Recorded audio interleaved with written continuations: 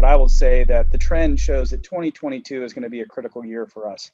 And I think people in the cities, especially, are going to be waking up here, and they're going to be going, "Wow, what are we going to do?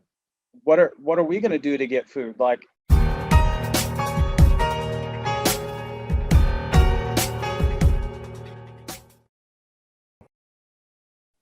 And good afternoon, everyone. Jeff Raymond. Remember, he and I did March 2017 an interview, The Real Martian. You'll find that in my playlist, where we were talking about agriculture, indoor agriculture in snowy and cold weather environments. And he had developed his own systems to work in a greenhouse, even in snowbound up to waist-high snow that was still producing on an automated fashion. And that's when we first connected. That's been a long time, 2017.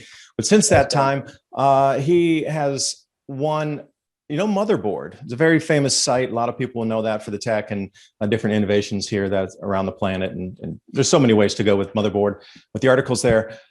Human of the Year for bioregenerative food and energy production systems.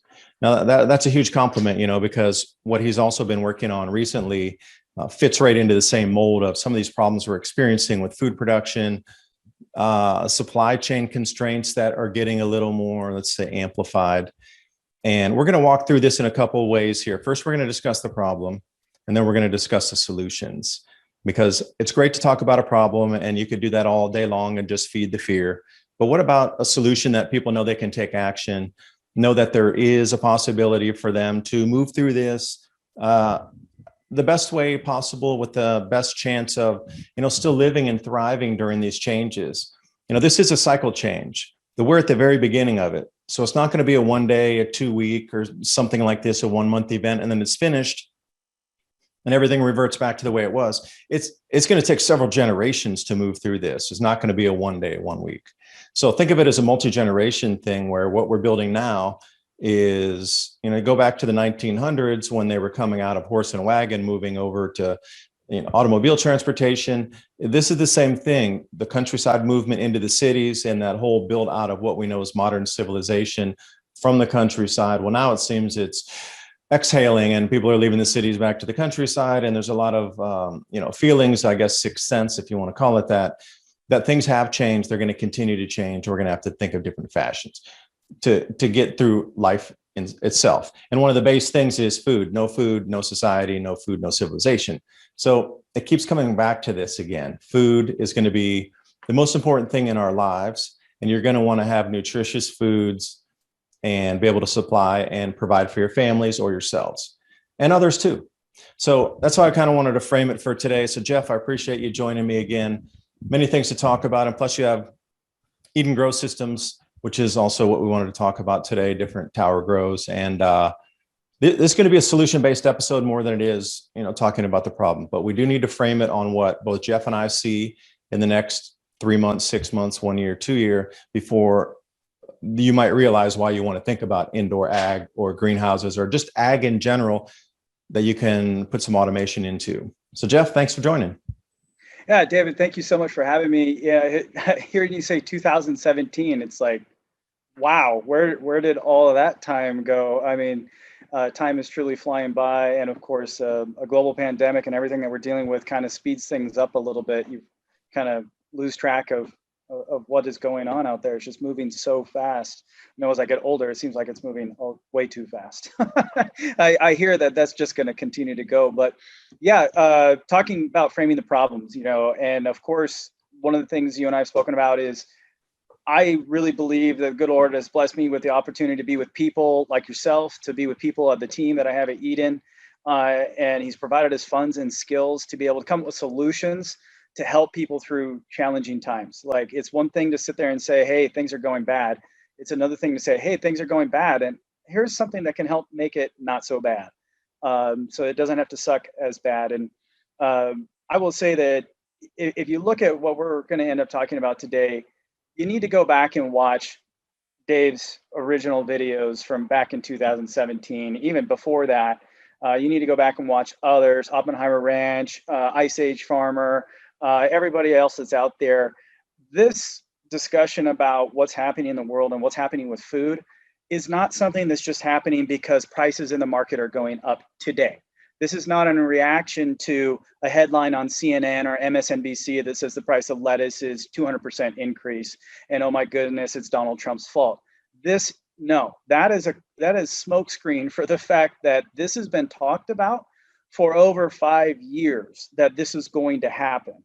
And Dave, you should feel a sense of vindication for what it is that you've put up with, what you've gone through, because the stuff that you've been putting out, I didn't just believe you when I saw your stuff. I went and pulled the Maunder minimum information myself from NASA. I compared it to trends. I looked at it. I cross-referenced. I look at different publications and stuff, and then I just watch. And the interesting thing about what we're seeing happen in the weather is the trends that you and others, because it's historical trends, I don't mean this offensively, but what you have found is the trend. And you just told people about it. It's not like it's some hidden thing that you have to be a super scientist to figure out. Normal people can actually watch what's gone on in history, and you can see that this trend of the climate is changing, but it's not changing because of just cow farts. It's changing because it's supposed to change. It's part of a cyclical nature of the system that we live in. And as a systems engineer, I get that. Systems go through ups, they go through downs, the sine wave nature of things. It's what we're going through. And again, for the people who are just tuning in, I want to encourage you, go back and look. This is not a knee-jerk reaction. This is something that Dave and others have been putting out for a while. This is happening. It's going to get a lot worse. And what we mean is food. Food availability is what it all comes down to. Forget everything else. You need to eat, you need to drink, you need to be secure, the basics. Maslow's, you're going to get right down to the bottom of it. And I cannot encourage everybody enough. If you have land, plant food now. You're already late, but it's never too late to start growing. You need to get your seeds, you need to go through the process, because as we've shown on The Real Martian, like, you just don't go and start planting food and get it. It is something that is a process. It is a journey. You need to go thank a farmer. I'll put it that way. You need to thank them, shake their hand and say, thank you for what you do, because what they do is, quite frankly, miracle working. And it's growing food's hard. And what we want to do with the solution is we want to get it to make it easier. We want to help you get through that learning curve. And that's what we've done on The Real Martian and what I'm going to talk to you about today on the Eat and Grow System. So back to you. Yeah, thanks for that praise. Well,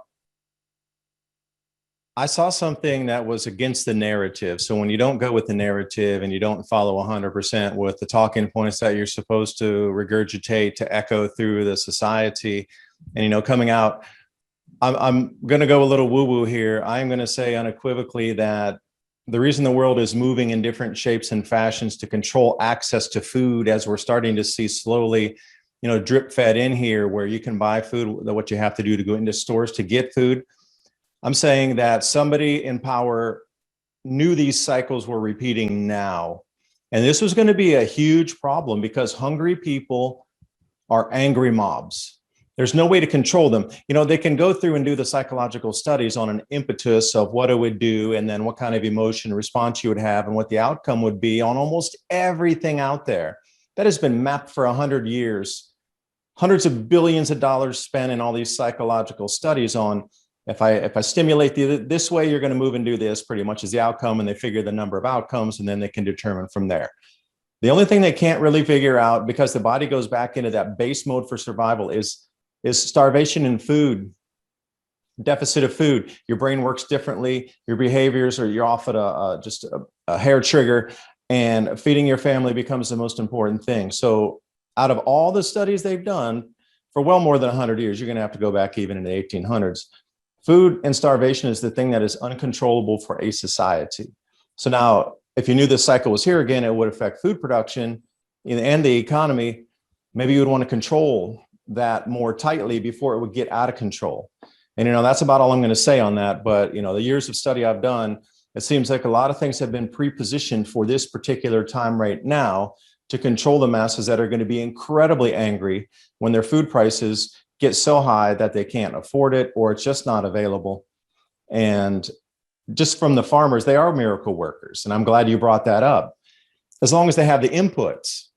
And this is one thing we're looking at this year is the fertilizer is not going to be available. And I have some numbers that I've been looking at for at least 8 months now after seeing that CF Industries report. 12% globally is the average that they're going to just put out there for a global average of non-availability of fertilizer for farmers. Now, I can tell you right now, if you do not have a registered farm, you're going to have a difficult time accessing fertilizers and herbicides as the average person going into a farm co-op if you're going to buy in bulk. You can still get it from Home Depot, but it's probably going to be 5x, 8x higher as we get in through May and June when the planting season really starts. And one last caveat here, Jeff, the herbicides that they run in the rows of corn. Now, grasses, you got to break different plants into two types. We got grass and then broadleaf. Well, when you plant corn, mainly it's grasses that emerge in the field rows. So they need glyphosate, Roundup, whatever you like to call it. That's not going to be there. And with the fertilizer prices going up 400% already before planting, a lot of farmers are switching away and just say, we're not going to grow corn. We're going to move over to soybean or other bean varieties. They got clay peas and different types of field beans, et cetera.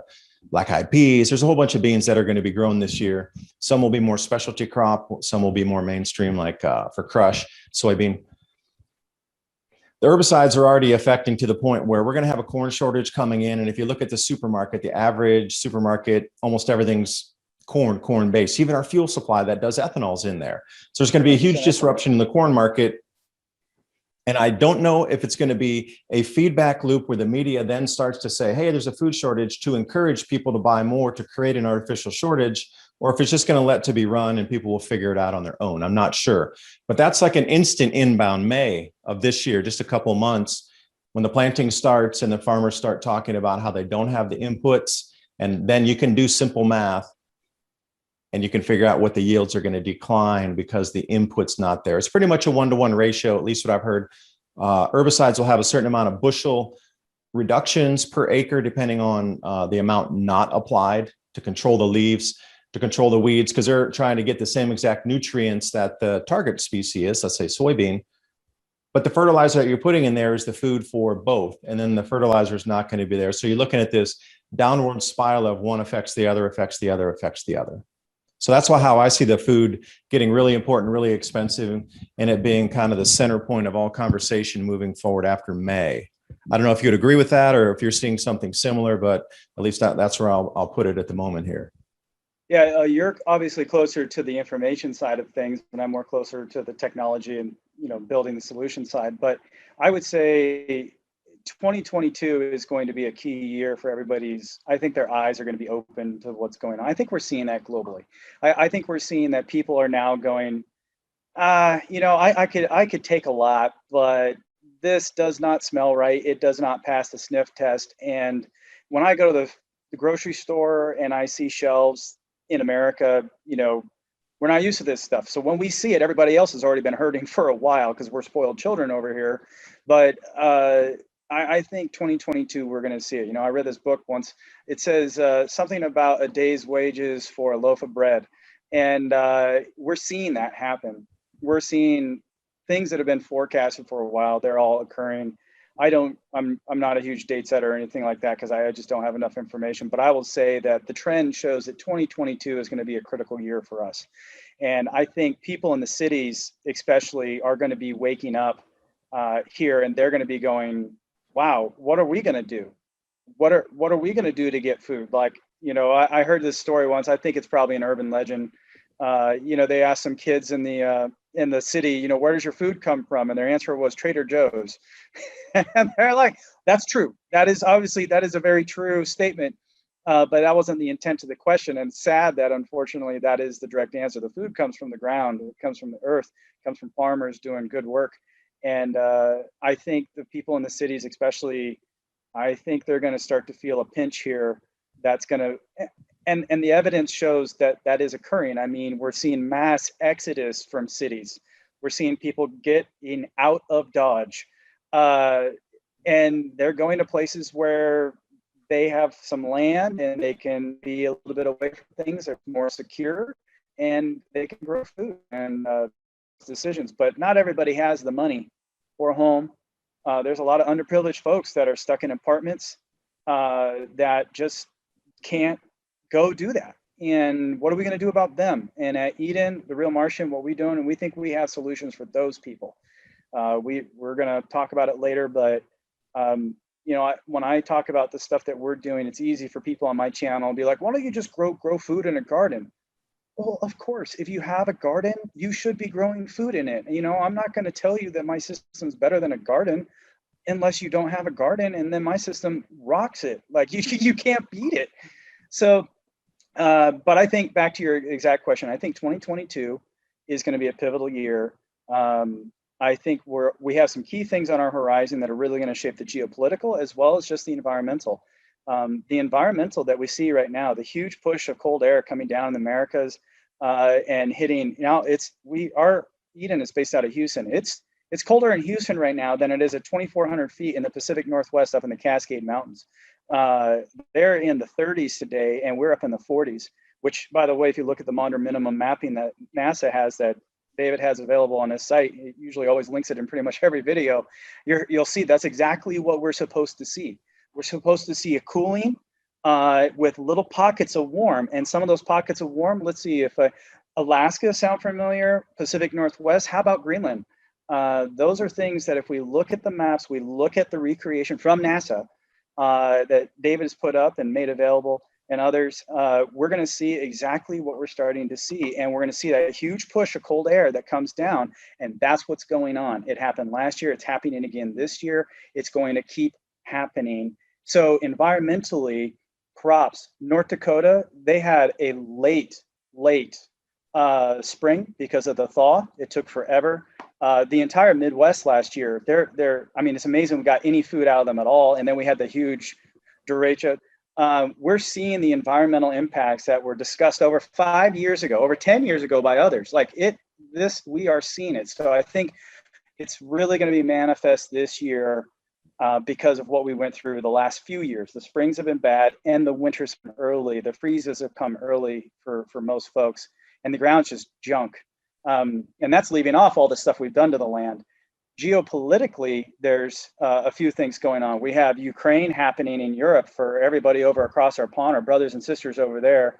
We're praying for you guys, but that whole move in Ukraine, I think it's all about natural gas, but I'm not a politician. I think it's about Russia controlling Europe's energy. And we're seeing moves there. We're seeing the price of energy in Europe go up through the roof. We've seen some bad decisions by policymakers on technology. Why are you getting rid of nuclear power plants and putting up windmills that don't work when it's not windy? Like, what's going on there? You're making bad decisions. But if Ukraine pops, and then we have, again, I believe, with the lack of stability in the United States right now, and our role being diminished because Americans are Americans and we kind of screwed it up. I got to call myself out there. I should have voted a lot more, but I should have been engaged a lot more. But now the mess is here, and it's partially my fault. So I won't be a finger pointer. I'll point it right at me and say I'm part of the problem here. But I would say that with our diminished position in the world, and we look at what's going on with Russia now, there's no reason for Russia not to do what they want to do. I would if I was them. And then if Russia pops, then I would expect sometime after the Olympics, we'll see Taiwan. And we already have a global chip shortage. And I have on my screen here ready to share for us later. But at Eden, we keep a list of risk for our supply chain.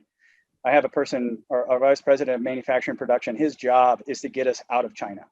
And he's doing a great job, but he's keeping track of the risk. And, China has stopped the phosphate exports. They've stopped magnesium exports, which are key not only for nutrients, magnesium for plants, they need it, but for aluminum is a big deal. And then we also have, they've stopped urea shipments, which sounds kind of disgusting, but it's key for fertilizer, which you've alluded to before. So I see, and then we have the midterm elections coming up. So we've got three big geopolitical things that are going on right now, in addition to the environment.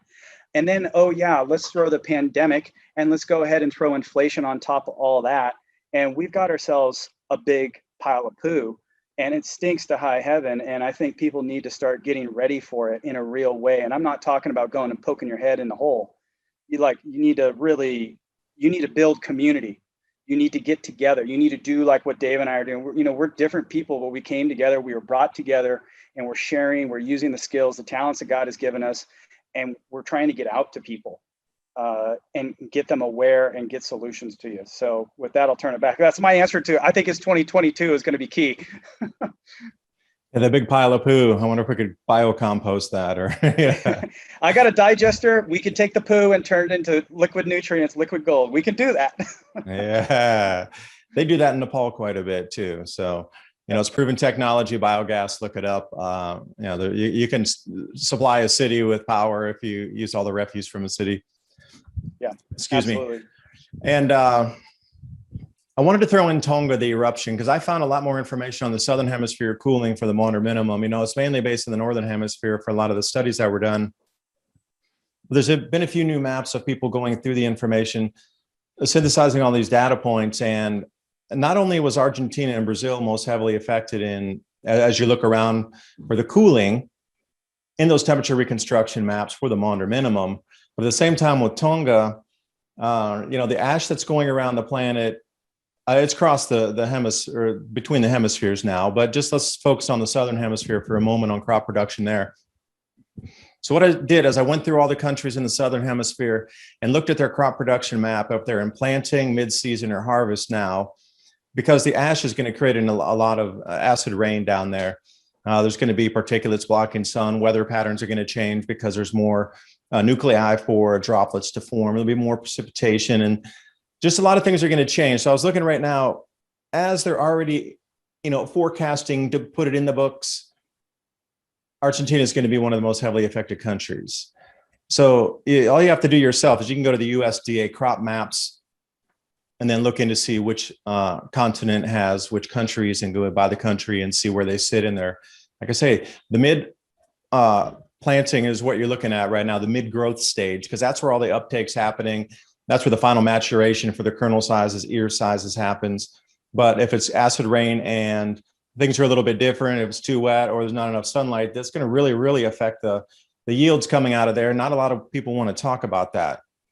But another thing with Ukraine, it's the largest breadbasket in that part of Eastern Europe. And Kazakhstan also supplies 10 million, that's right, 10 million tons of grain over to China. And it's just really quirky, in my own opinion, geopolitically, that Kazakhstan has these huge problems, but it's a swing grain producer, 10 million tons.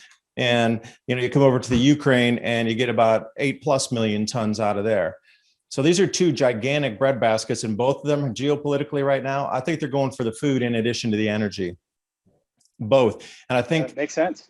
Yeah. And I think as time, spins forward, it would not surprise me if China went into Myanmar, because having bought coffee down there, and that's how I originally got into this. That's right. And by the way, the guys who were doing it way before me, John Casey, Dr. Tim Ball, Anthony Watts at WhatsApp with that, Dr. Roy Spencer, who runs the University of Alabama, Huntsville satellite data sets there that are the most reliable, non-biased of the satellite temperatures for global warming or cooling, whichever way you look at it. Like, there were a lot of people prior to me saying, whoa, we got a huge thing coming in here also with cycles, and they're going to try to cover it up. The excuse was already made when the changes occurred, so the global populace would not have such a reaction to it, because it was already explained that this is going to happen because you're doing XYZ activity. Okay, if you limit that activity, we can change the weather patterns back so they're not so out of kilter. So the excuse was built in, so it doesn't seem such a scary thing. It's like, all right, we can do something about it, or governments might plan to do something about it. But it's all about having that excuse ready, because if you explain it to the global populace like you and I are talking, oh, by the way, this is a multi-century, multi-millennia event. Societies usually collapse, restructure themselves, the economy shatters, re-rises in a different shape or form because value needs to take new form, because people aren't working the same jobs. They're not producing the same goods. Same transportation network is not there to deliver something of value that then can be taxed, or everything breaks down and has to be restructured again. Hence cryptocurrencies at the same time coming in, and all these new pillars of a new type of monetary system, from carbon allocation credits and everything in between to the crypto, to the gold, the silver. There's so many things that they're going to have to restructure a currency on, global or within a nation, to ping value to that again. This all shatters every one of these events. So if you knew that, would you tell the populace what's going on? Or would you let them figure it out on their own? Because to tell people this 5 years ago, if it was on the front page news of every newspaper, people would have panicked 5 years ago before what we're seeing now. So, the fear that's in the media or the messaging to prevent fear or create fear is all through the media. So obviously they didn't want people spooked at that time, but they sure do now, because the messaging across everywhere is shortage, hyperinflation, prices up, your lifestyle is going to go down, your lifestyle is going to be diminished. And that's the messaging of today. So you'll own nothing and you'll be happy about it. Yeah, right. Well, where does that leave you and I? Because I want to take care of myself. I believe I'm smart enough to make my own choices, to grow my own food and have a community of people also in a farming community that we can survive out here. We might need metal from a smelting place in Pittsburgh or whatnot, but we can get that delivered in. Otherwise, leave us alone. We'll take care of ourselves. I don't need the nanny state telling me how to grow my own food. So, you look at the messaging across the media. Now, really, where do we go? Because you can see geopolitics is trying to grab food in addition to energy, and limitations on being able to get into stores now to purchase food. I just don't know where it takes us now, except the next logical step is more self-sufficiency from your end, your community's end. And that's the only way it can be. This whole centralized system, as you're alluding to here, is starting to fracture and crack at the edges. If you're trying to get out of China, that means that China is no longer reliable. And I'm sorry, was it the fourth port that closed this last week? Because I know Shenzhen, Tianjin, Ningbo, and Shanghai, those ports had all closed already. And then I thought there was a fifth one, a little bit. Yeah. But anyway, 4 major ports closing in China. So they don't export goods, just inbound freight food cargo like corn. And they're just why is China stopping planet. Exports, but they're bringing all this food in? Yeah, they're bringing all the food in. Why isn't that a big question that somebody asked? But why are they in such an all-out effort to get all the food on the planet? They know something's coming too. They have longer records than anybody except the Arab traders. You got to go back to Arab trader days. All the Phoenicians all the way down that way. And then the Chinese, they have the oldest records, so they definitely know what's coming. Yeah, absolutely. I when you're talking, what was coming through my mind is just leadership. I'm a fan of leadership. I have a master's in leadership, and I'm a student of it, and I love it. Some days I'm good at it, some days I'm bad at it. But you asked, what would I do if I knew this stuff was coming? Well, I would have to evaluate the people that I'm in charge of, and I believe in servant leadership. I'm a Christian, as you know. I believe in the example that Jesus said. I did not come to be served; I came to serve. I think that is the best example of a leader that I've ever heard of or known of, period. There are great leaders, but that's the best example. Is I didn't come for you to serve me. I came to serve you. I came to help you become the best of yourself, because that is where I want you to be. That's a great leader. So I think if I was in charge, I would look at where my people are at, and I would want to be honest with them. And I have to have faith that they can handle it. And I wouldn't just come out and say, hey, everybody, the world's ending. We're going to have multi-cycle. That's not good leadership. That's really bad management right there. What I would say is something along the lines of slowly introducing in school curriculum, through news outlets, through outreach, the importance of self-sufficiency. And I would say, you need to get back to where y'all can do your own thing. I would prepare my people for what is coming. I would say, and then eventually you hit them with the news, like, okay, guess what? The reason we've been doing all these things is to get you ready, because we're going to be going through the crap. We're going to be going through together here, and we're going to do it together. It's not about us controlling you. I'm not some power hungry leader that needs you to, do everything I say. What I want is for us to make this through it together. And to do that, we need to stick together. We need to not have division. We need unity. We need unity of effort. We need focus, and we need people to persevere and put their efforts into places that are going to be useful. That's what I would do if I was a leader, but that's probably why I will never be elected to any position at all, is because I'm too honest, I'm too sincere, and I don't tell people what they want to hear. I tell them what they're going to need to hear, because that's what's important. So I would have taken a different tack than our leadership globally. I'm not just pointing out the United States. I say global leaders, they want control. And the problem is they want power, and power corrupts. And absolute power corrupts absolutely. And that saying, those old sayings are so true. And we're seeing that. We're seeing it. They have said, well, we don't want to scare everybody, and then they scare everybody. Like all of the leaders now that we have, I shouldn't say all, that's stereotyping, but the ones that are big, that are out there making the moves, they're using fear to get you where they want you to be. And I'm not a fan of that. I don't think people should give in to fear. I think that's wrong. I think it doesn't mean that I'm not afraid, but what we should be doing is creating an environment where courage is allowed to flourish. Tough times make strong men and women, and we need to like start embracing that and getting to it. But maybe that's a little bit of a sidetrack. You just said it and I felt like saying it. So it's an interview. Yeah, well, here's another thing, with the Eat and Grow systems, you're talking about year-round food independence. And see, that's what people don't get is the supermarkets have always been full all year round because supply chains work. Because if we were limited to what we could grow, we would get a harvest once a year off of traditional farming. Would that carry you through? A lot of holidays around the world, from Chinese New Year to Thanksgiving, et cetera, are all about the last of the food before the new planting season comes in and giving thanks for the abundant harvest at Thanksgiving here in the US. But right now, Chinese New Year, happy year of the tiger for anybody out there. Did you notice the spacing on it right now? They've come through the entire winter, so they've used up a lot of their stocks. So then they would take inventory of how much food they had left or didn't have left. And we're talking hundreds or thousands of years ago, because what you grew is what you got.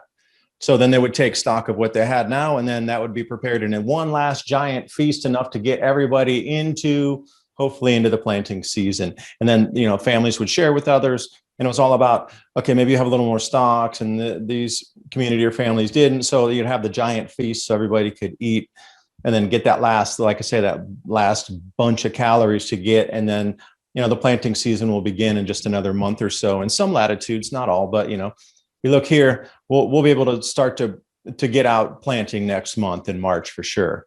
Now, the late freezes scare me, but the whole point of that was year-round food independence.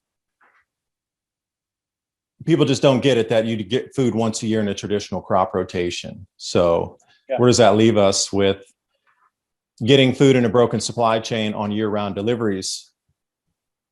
Yeah, that's exactly part of the problem that we're looking at. And David, do you mind if I were to share my screen real fast? Yeah, please do. I think maybe some of your audience may not be fully familiar with our story at The Real Martian, so I'm just going to do a quick.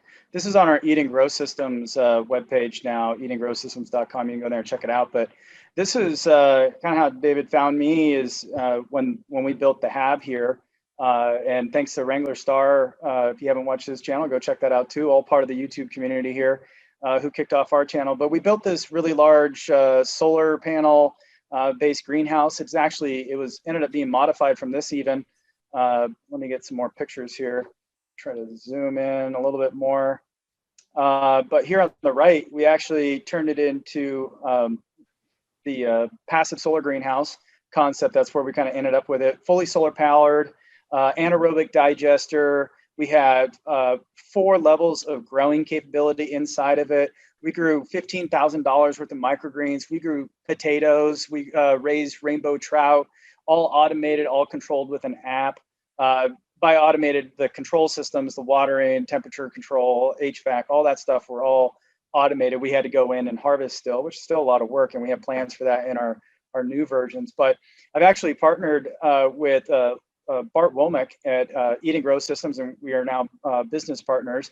And he separately was building what we call LifePod, which is essentially a mobile version of the Hab with a few less capabilities, but almost the entire thing. And he's very successful at that. Here you got some pictures of lettuce and basil and everything growing inside, doing some strawberries vertically. And aquaponics, he was growing tilapia in it. And we did rainbow trout in ours, but we had he was really looking at the food side, and I was looking at the food and energy side.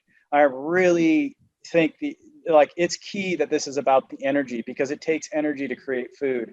And if you come up with a lot of systems that are energy inefficient, then the return on investment, whether in time or money or lights or whatever you put into it, is negative. It sucks instead of provides. So this is what kind of got us all started. And when David and I are talking here about this indoor system, we call it the Genesis system.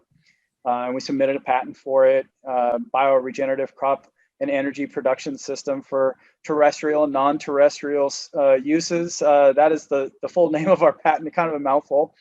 But this is where we started, and we started big.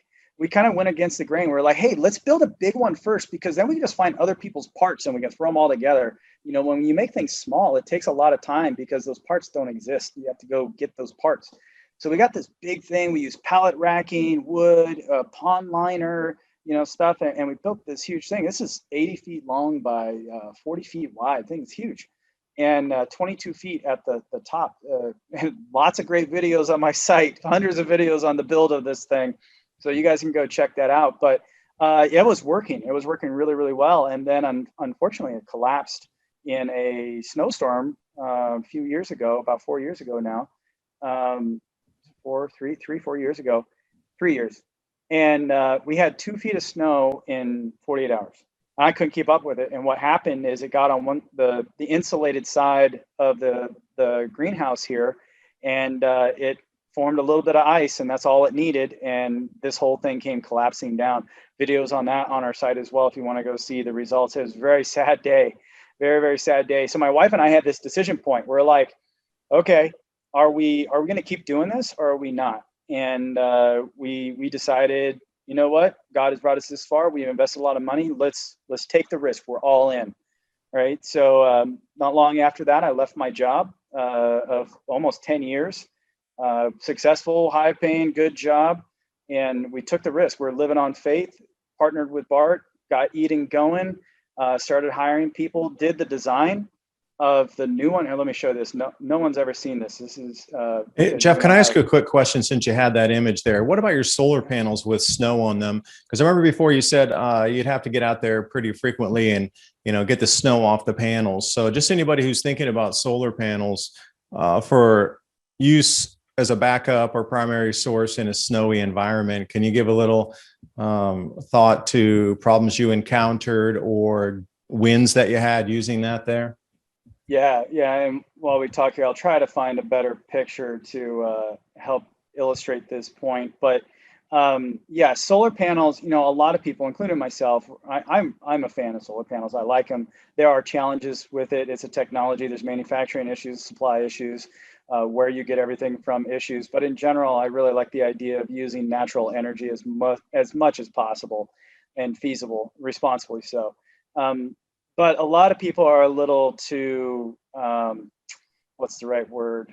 They're a little too hard up on it. They think it's like the end all be all solution. And if you have get solar, save the world. Well, actually, no, you're not going to, because let me tell you how well solar works when there's 3 feet of snow on the ground.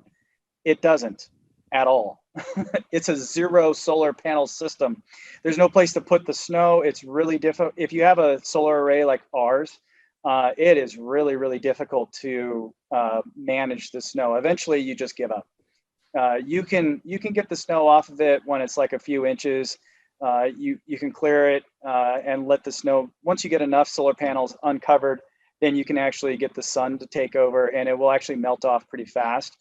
But when you talk about the dumping that we have, and what I think people are going to face a lot more of, solar is not a long-term solution. It is an excellent solution for the medium term. Here's a better picture for everybody. Sorry, let me make that bigger so you all can see it.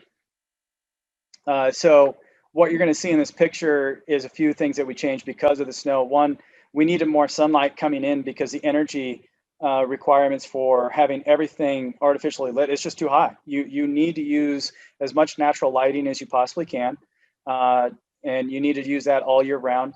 You'll notice off in the corner, I'm not hiding anything. These are propane tanks. We had, with the temperature deltas that we have, during the day, you hardly need any heating at all. But at night, you got to have heating. And the whole backside of this greenhouse here, the hab, is fully insulated with 4-inch thick waterproof insulation.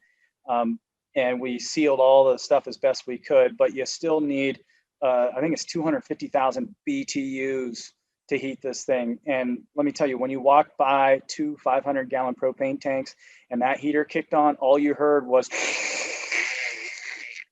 as the propane just sucked out of it. So there are better designs in this. I'm not saying, by the way, the Genesis system is not saying that this thing is the design. This is what we did to prototype our ideas, and we learned a lot from it. But these solar panels, this is almost 20 kilowatts of power, and it's enough to power our entire ranch, as you can see here in the picture. But once you get snow on it, and I think it was one of my first videos, once you get snow on this, you just cannot keep up. And what happens is snow slides down. So then I take my tractor and I plow the front of it. But you trust me, when you have a lot of money tied up in solar panels, you don't get too close to it with a tractor that can break it. So you kind of stay away for safety, and you blow the snow, and the snow will come off to a certain point, but eventually it just starts to back up, back up, back up. And you just need a clear day and a lot of clear days, and eventually it will slide off and melt. But yeah, solar panels, they're no bueno during big snowstorms. And wind is probably the next question. It's like wind. This system was designed to work off wind off to the side. It's a poured slab, 3-foot cube slab that we poured to put a big wind tower on.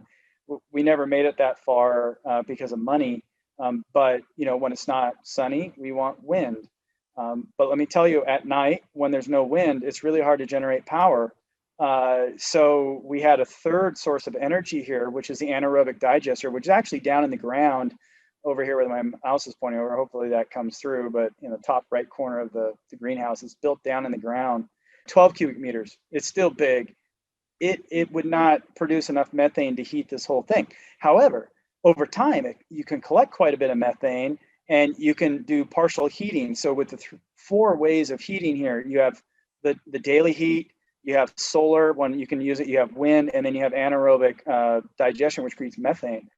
You can burn it for heat or for energy. You come really darn close to having an energy balance, and then get a better building and make sure it's insulated and has thermal mass and thermal heaters or mass heaters in it, something with mass that can hold heat.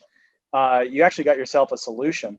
So that was our story with solar. And what I wanted to show you is we actually have modified that. This is a world premiere. No one has ever seen the HAB 2 design. I haven't even shown it on my side, I don't think. World premiere, Adapt 2030, right on. And then propane prices have been going through to the moon as well. So, when it used to not be so expensive for the propane, everything's doubled in price, or in some places not as available. You're on a rotation list here. So I'll just let this thing go. But so what we're looking at is the new design for the HAB. We've actually modified this design even further. This is all conceptual. This is all designed. This is all real. We actually designed it, found all the parts for it. And here's the indoor aeroponics. So lots of grow area. You notice the walls are all completely covered with grow pods, and then solar panels all over. That's Bravo pod there, connected with a vestibule for entry. This is a clear roof to allow some of that sun come in. We had aquaponics in here. Again, lots of grow cups everywhere. HVAC system, all size. And the cool thing is the maintenance is all down below it. So you have your separation of purposes. You have your operational area up top where your food is grown, and then you have all the dirty stuff is down below. We learned that through the process of HAB 1. And then we're working with an early investor, and you can create villages of these things. They all connect to each other. It's part of why they're hexagons, because honeycomb, like a beehive. And you can bring them all together. And we actually created a living pod. It's like a tiny home is what we call it now.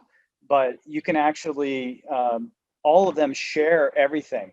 So if one of them goes down, you can reroute power, like on Star Trek. Oh, I've lost power. Well, let's reroute it through such and such.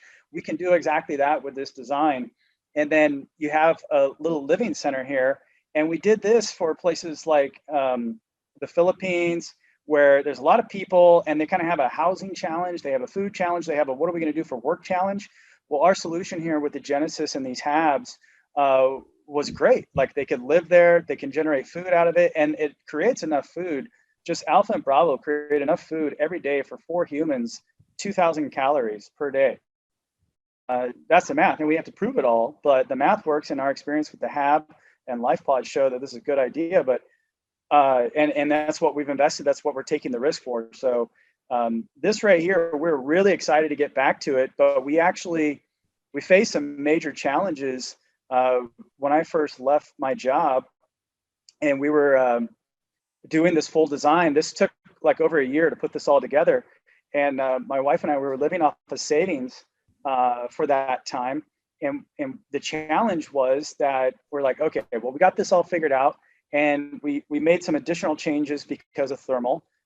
We actually built a computer that would just go through and do the analysis for it. It took days. Like one run on the computer to get all the numbers we needed would be like 2 days worth of time, human time. And we got it all figured out. And we're like, okay, we're going legit. We can't just throw this up in our backyard. We have to go talk to the county. We have to figure out what the permits are. And they were super excited. Like, it was amazing. Our local county was amazing. But they're like, we're so excited to do this. It'll be like 6 months. And, you know, we're like, whoa. What'd you do? What'd you say, 6 months? And like, yeah, well, we've never seen this before. We're going to have to evaluate it. We have to have these guys evaluate it. Like, okay, that's fine. We got to do that. But we don't have 6 months worth of money left. So we moved over to what we call LifePod, which is a mobile version of it. And if you put it on wheels, you don't need any permits or anything anymore. So we got a 50-foot trailer, parked it out back here. We had that's a playlist on our channel as well to start. And, you know, the first hab collapsed under snow. So then we start this whole process of redesigning the hab. We get through it. We shift over to this LifePod. And then all of a sudden we have this thing called COVID that comes out. And all of our investors are like, well, you know what? Global pandemic makes me a little scared. Rightfully so. Nobody knew what it was at the time. And well, yeah, now we can argue that too. But so what we did is we shifted gears. We shifted to what we call our grow tower. We actually have a few parts that were in the hab. We have the grow towers and the grow walls, and we have our app. And we're like, okay, well, we can build those. We have enough money left and we have enough time. So let's go build these towers. And oh, by the way, I think your friend want to know, there's actually little robots in the hab that go around and actually have sensors on it that actually scan everything, so you don't have to be there to look for pest or disease. And then there's one that it has a little picking claw on it. Actually picks it, puts it in another one, and just runs it to you, so you can have it. So your harvesting is automated as well. That saves 75% labor just by doing 2 robots. 75% labor. It's amazing. But I digress. So we focus on these towers, and we're actually this one that's shown is our version 2.2. And we're actually on version 2.3.1. We're building those right now out in the garage and in our shop. Now we got 2 guys out there right now building. They're doing amazing work. And we're designing our version 2.4, which we are selling on our site. And this tower does some pretty cool stuff. Yeah, can I ask a quick question about that? Because here, you know, automated aeroponics system, leafy greens, you know, a lot of people know that you can do greens pretty well. We've got tomatoes, strawberries, tuber crops, because you mentioned the amount of calories, 2,000 calories per day. So, you know, what type of species you're able to load in there. And my thing is always, can you grow grains in it of sorts? Because I would also target superfoods like Guinura, which is this leafy spinach, a longevity spinach, things that have a lot of nutrient density, a lot of high value to it. So walk me through that process there of what we know traditionally, tuber crops, root crops, that's something different. And then could we put some grains in there too, and maybe do a target because a lot of times, a lot of the energy is wasted going up and creating the stalk. You know, I talked to a couple persons who were trying to do the target head only and reduce the stalk length on wheat. And this was going to be an indoor ag setting as well, to try to reduce that down to 4 to 6 inches and have all the nutrients coming in, but still have the head the same size. And this is specifically for wheat, but you know, that's what it is. So I guess, is that too many questions at one time? No, the listeners out there? Yeah, I think I can work through them here. So let's start with the first one is, you know, tuber crop. What kind of crops can we do? Now, you're right. Traditionally, I think this is what you meant. Traditionally, when you look at, actually, let's step back to make sure everybody's on the same page. So when it comes to the definition of terms like aquaponics, aeroponics, hydroponics, people can get confused, but let's make it really, really simple. So normally when you grow food in the ground, you're just growing food in the ground. It's just agriculture. If you want to grow food without using dirt, We call that hydroponics, where you're taking a liquid nutrient solution and in some way, shape, or form, you're getting that nutrient solution to the roots where the plants need it. And there are different varieties of that. But what we're doing is taking the word hydro, water, ponics, growing, putting it all together, and that's hydroponics.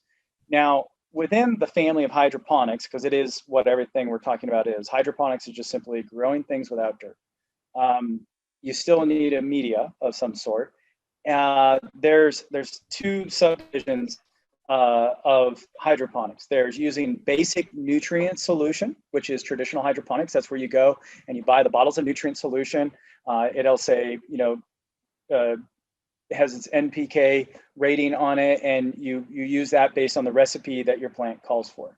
The other subset is the newer one that a lot of people are really excited about, and that is aquaponics. So aquaponics is the combination of bringing aquaculture, fish, shrimp, tilapia, catfish, those are some of the more popular ones, together with hydroponics. So you get aquaponics.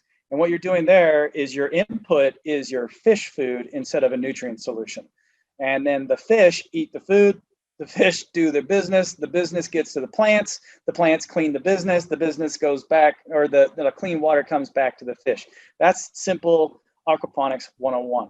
There is another division within it, which is how you deliver the nutrients, whether they're aquaponic or hydroponic. And the method that we've chosen is NASA-based.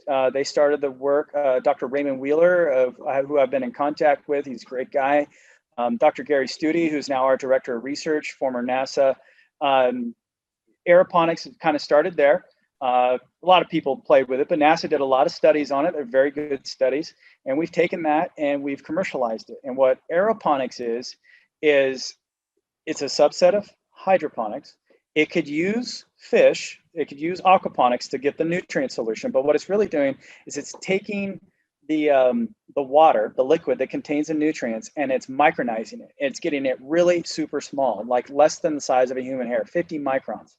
And what that does is it gets it so small that it makes nutrient uptake in the roots really, really easy for the plants.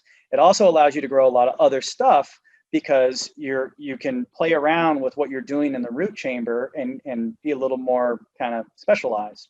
So in aeroponics, which is what we use, we have a 2-inch cup and we put a grow media in it. We put the seed in it. We set it into our grow deck. We turn it on. We let it go. It germinates, and then the roots start coming out. There's a picture of what really healthy aeroponic roots look like. And it's not the world's greatest picture, but it's one I can find quickly here. Maybe I have another one. Yeah, there we go. So what you're looking at here, they look way different than normal roots. So if you pull up roots from a garden, they won't look like this. I think these are like lettuces and tomato plants. Tomato plants, actually, I think is what's going on here. You see how white they are, and you see how branched they are.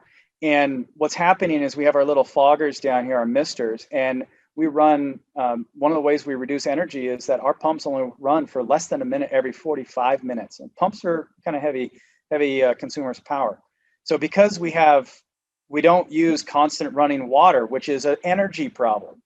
It's a great way to grow things hydroponically, but it sucks up a lot of energy. Pumps take energy. So we just use it very selectively. It comes with challenges. Now, we have to have battery backups and things like that to make sure the pump's always available. But as long as it's hitting that 1 minute every 45 minutes, you get beautiful roots like this. And because it's aeroponics, it sucks up those nutrients a lot faster, with a lot more efficiency. And because it's a lot of air in here that gets disturbed, you have a lot more oxygen getting to your plants. So you get a lot faster, a lot more vibrant growth. And we're seeing that. We're seeing all those things come as we go through the process of learning. So our towers that we have now, next question. That's the methodologies. What can you grow in the towers that we've done? Let's start with the competition and what I saw when I started in this space.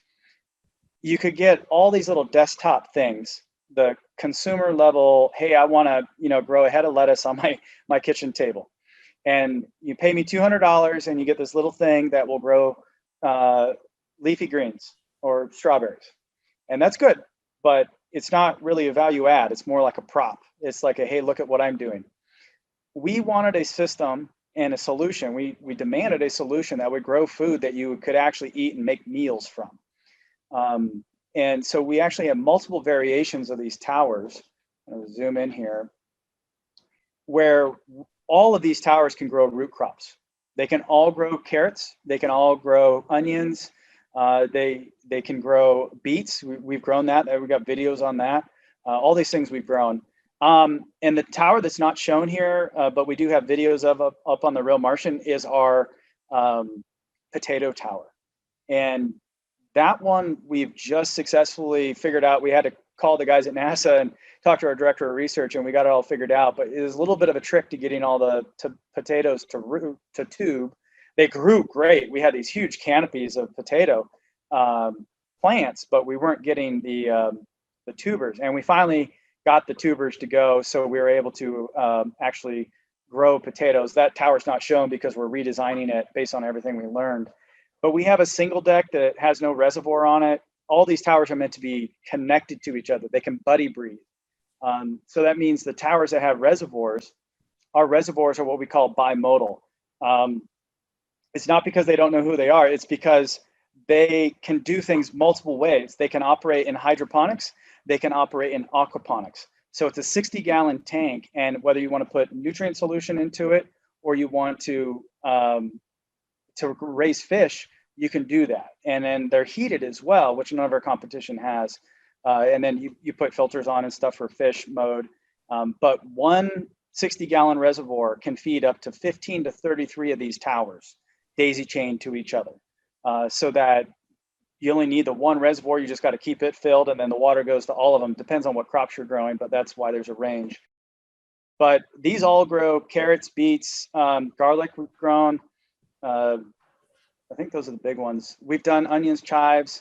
We got a whole long list actually on our website here of ones that we've grown in our previous systems. And then I've got a bunch of videos up as well that we've put Did I see up that said for, banana at the bottom of the list there? Yeah, in the Hab, we grew a banana tree. Yep. We actually did what's called split system aquaponics for all of these, the trees. We actually had, non-local trees here. And unfortunately, it collapsed before we got a harvest off of them. We had a spider mite problem with the apples, but things that were non-system related that we dealt with. But yeah, we had little grapefruits, little peaches. The almonds, they didn't mature in time. It takes time for the tree to mature. They were just too young.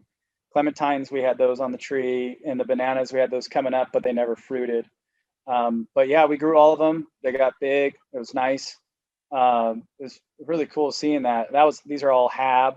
We did cantaloupe, watermelon, kiwi went bonkers. It like grew everywhere. This is all based on the techniques that we learned that we have now refined into our grow towers. And the grow towers allow you to, grow a whole lot of different things. I think we have tower features here. They're automated.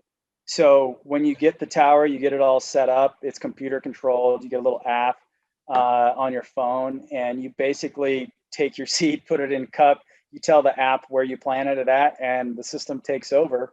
And it'll even tell you how long till harvest. There are some maintenance things you have to do, but less than 5 minutes a day. And you get 64 plants on this one that we're shown. That's called a double decker with a reservoir. So you got 64 plants. You can grow a lot with 64 plants. Lots of salad comes off this thing, but you can grow all your carrots. We're building a microgreen deck, so you can actually grow microgreens with it. I know you're a big fan of microgreens. I think you had those on your channel quite a while ago. We grew microgreens in the Hab. We know people want them, so we're going to be doing a microgreen add-on that you can have here. You can still have your 64 plants, but you'll be able to add on these wings, so you can actually grow microgreens on them.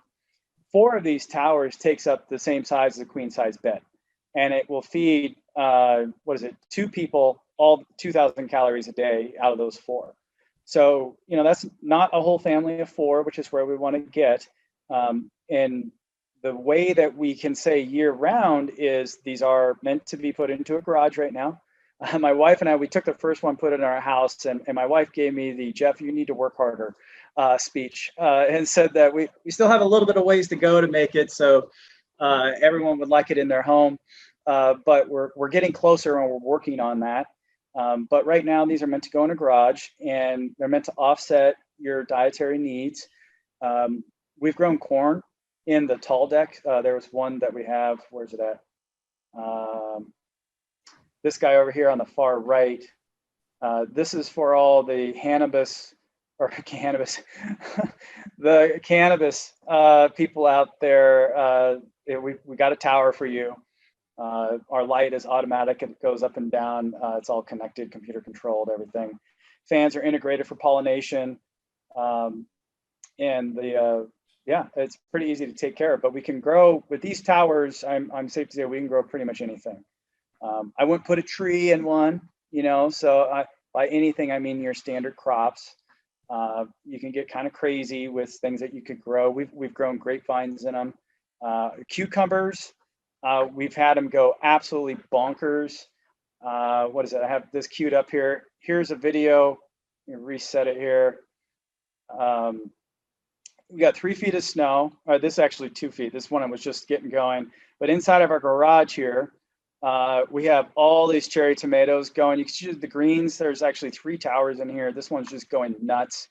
But we've had this filled with cucumbers as well. They were just going nuts. Lots of cherry tomatoes, yellows, reds, and then we got peppers going. Got lots of peppers off. Lots of peppers going.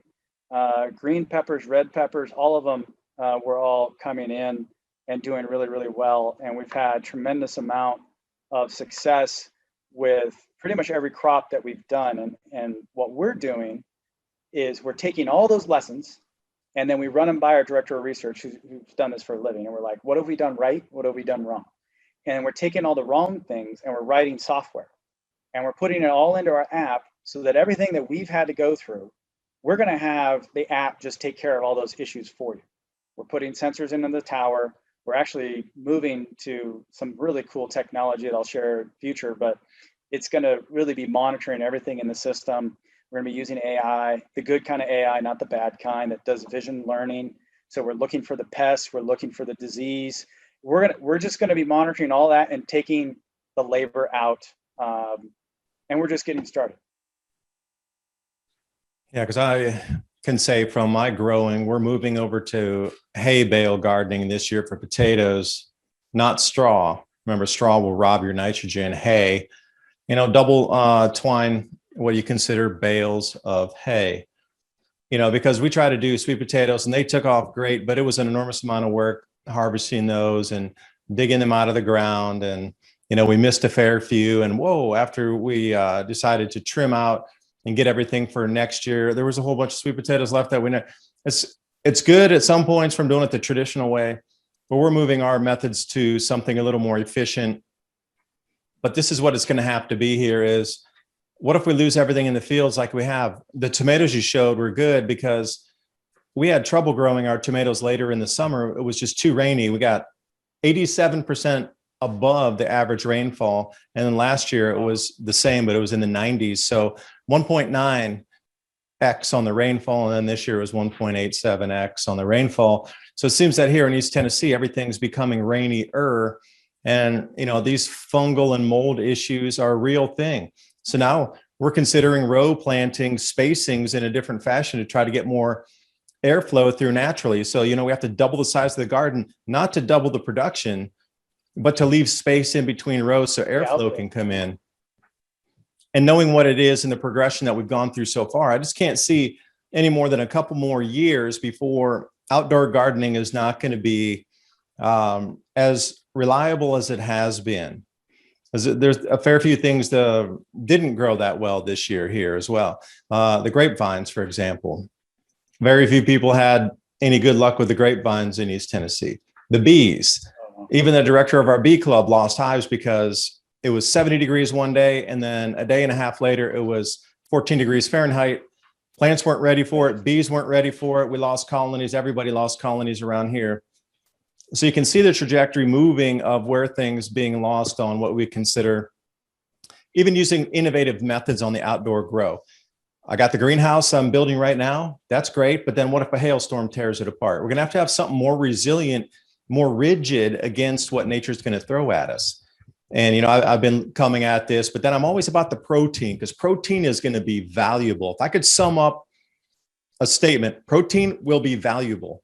Gold has its own value, but protein as a food source compared to a vegetable source, there's something very different in that.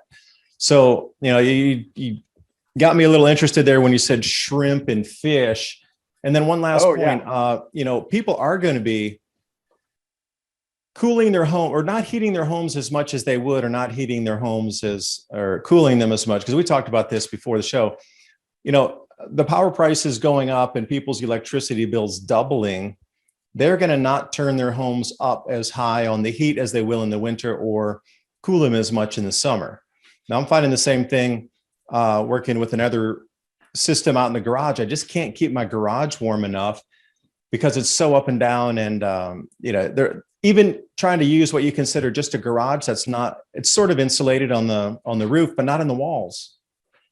Yeah. So even the growing space inside. So your most, I guess, controlled growing environment is actually going to be in your living space itself. So, there's quite a few things to contend with moving forward, but I think a combination of all or some are going to be the winning combination there. So yeah, back to I see tell me about the shrimp or the fish. That really, because protein will be king moving forward. Yeah, absolutely. Protein is a big part of this, and that's why our systems were designed with aquaponics in mind. When we did the HAB, we absolutely had to have trout. A lot of people like tilapia. I'm not one of those people. I wanted a fish I enjoyed eating, and what was marketable that I could sell as well. And rainbow trout for our climate was a great fit. And controlling the temperature for the fish was actually the major issue. Because kind of the secret, I'll give away the secret. A lot of people who grow plants know this, but if you keep the roots at a good temperature, then the ambient air temperature becomes less important. It's still impactful, but it becomes less important. So you could have, for example, if it's 90 degrees in your greenhouse and your roots are at 90 degrees, then your lettuce will bolt. If your roots are at 65, 70 degrees and the air is at 90, your lettuce will be vibrant. Depending on how much sun it's getting, if it's direct sun or not, but you'll have really good stuff. So the secret is in the roots. And for a band, there's a band of acceptable tolerance that the roots can handle. So what we've done for protein is we've created a system that you can grow tilapia or the giant freshwater prawns. That's what we've done. We've got mail order prawns that come up from Florida. We get them here. We put them right in the tank. We don't put them into our local ecosystem or anything like that. They go right into the tank like a fish. It's a fish tank. That's where we put them at. And they grow. They do well. They throw shrimp food in. And we're just really getting going with that. We wanted to make sure the towers grew plants first. So we started with the hydroponic method. And then we've now started going aquaponic. And it works. It does work. And you get protein out of it. I don't have rates for you yet because we haven't made it that far, but theoretically you're going to get a pretty good amount of protein from these things. Can I ask a quick newbie question here about this? Yeah. Fish versus shrimp on the kilogram yield or pound yield for those of you in the States coming out. Which one is it going to produce more kilograms or pounds of actual either fish or shrimp? I'm not sure on the growth on which species, one. Species dependent. What I like about shrimp, so like if you have a tilapia versus shrimp, I think tilapia are going to win as far as their yield goes.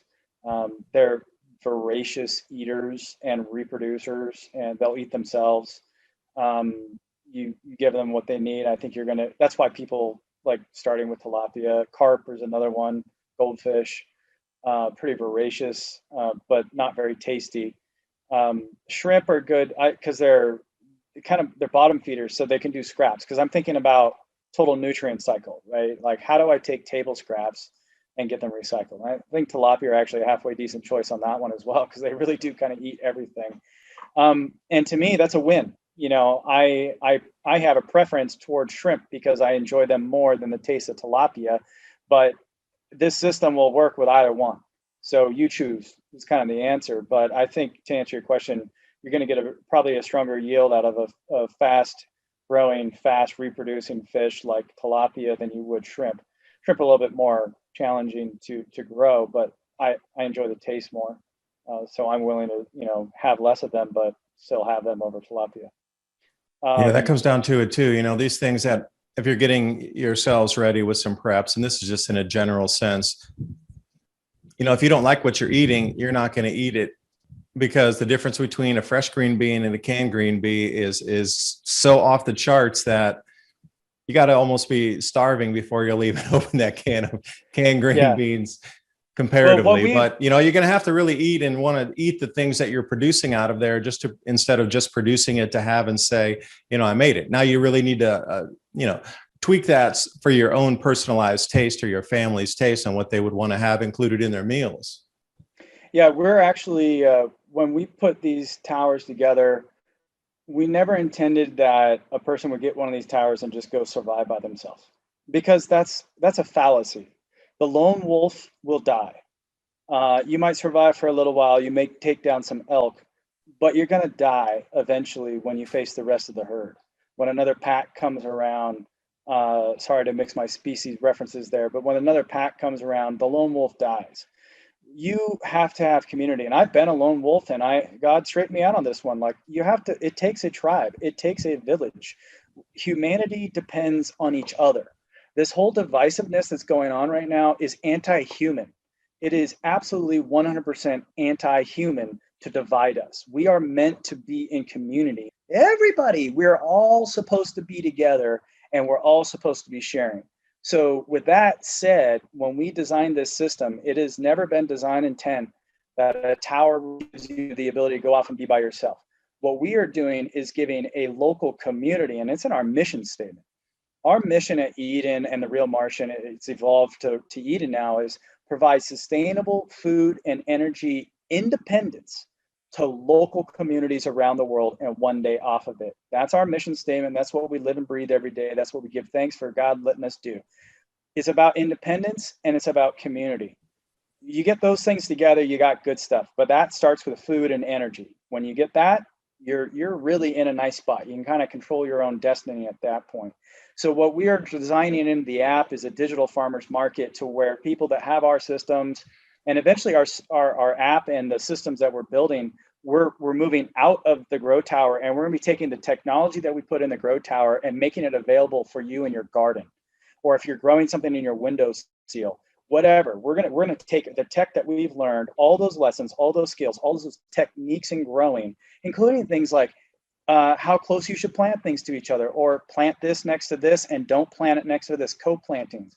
We're taking all of that, we're designing it all into this tower, and then we're going to migrate it into your garden, and we're going to give you the ability to say, oh, I have a bunch of extra carrots, let's flip that up on the digital marketplace there, and this guy has a bunch of extra potatoes, let's flip that up on the marketplace, let's trade, right? I mean, that's how we've been built as a society since the beginning, together, working together, community. And there is, I think I could safely say, the way that what's going on around us right now is pure evil, is because it's anti-human. It's going absolutely against what we are designed to be, and that is in community with each other. Now, I'm an extrovert. There's probably a whole bunch of introverts out there that are going, well, I'd really kind of like to be off by myself. Well, in a survival situation, and when you need to make your own food, that's not going to be an option. You need to get yourself around people you trust and that you can work with, that you have tools that you can trade and make each other's lives better. And you're going to end up finding out, even if you're an introvert, when you turn the video games off, when you get off of social media and you're out there doing stuff that actually matters, your life is going to be more fulfilled. You're going to be happier. Depression's going to go down.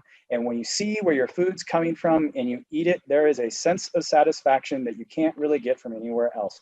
It's actually pretty amazing. And I think these towers, for us, they're just the beginning of where we want to go. Yeah, because you have to take that tribe back to, if we go back in time, if you were ostracized or kicked out of the tribe, you died. Think about how wild the world was even, 100 years ago, how much larger the forests were, how many more wild animals were out there, how many more hunters and trappers, and just things that were not safe if you were not in the community. I talked to Dan Schultz about this, and he was telling same exact thing. 200, 500, 1,000, 2,000, especially when we go further back, like 5,000 years ago, if you were removed from the tribe, it was a death sentence. But you got to bring that into the modern context here of what if, I have cameras all over the place. I was looking at here, and what if a group of 4 SUVs come up with 16 heavily armed guys come out of there, and I'm by myself? A lot of these things playing out in people's minds, like, well, I'm just one guy. Oh, you got 16 heavily armed people coming up your driveway in SUVs. Then what? And it's not going to be you sitting there. 15 rounds at best. Maybe you got some extra magazines, but then when they leave and come back in the middle of the night, and you've been up for 5 days straight and you finally fall asleep. Goodbye. Yeah. You're done. You can name a million movies about the lone wolf always will make their way through. It's just not like that, because you're not going to want to be bugging out into new locations, because people will be protecting those locations.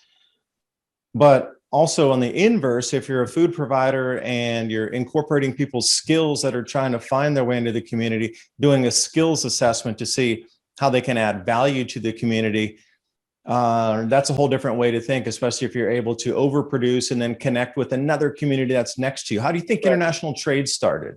Why do you think there was a salt route, the frankincense route? We got to go by the Silk Road. Why do you think all these things existed through time? It was because somebody overproduced and was able to trade with another place of something value they couldn't get themselves, produce themselves. And, I would see the same exact thing happening again. It's human nature. It's how it nature. Works. So we're going to revert, we're going to relive a lot of chapters of history. Exactly. You covered the history much more succinctly than I could have. And we're going back to the basics. We're going back to the way things work, because that's what works. This whole control your food thing that we're seeing around, I think Christian does a good job of that on Ice Age Farming, of really pointing out. He's done a lot of research. I mean, that guy, I think he just lives in the books. I don't know, or somewhere on the web. He's got good sources, but they're just, and you've done very similar stories. Like, they're just attacking the food and controlling it. I don't want that. And I know there's a lot of people like you and others we don't want this. We want community. We want to be part of society. It's not like we want to be rejects or something. It's quite the opposite. We want healthy community. We want it where you can express yourself truly in diversity. True diversity is what creates power and strength in teams.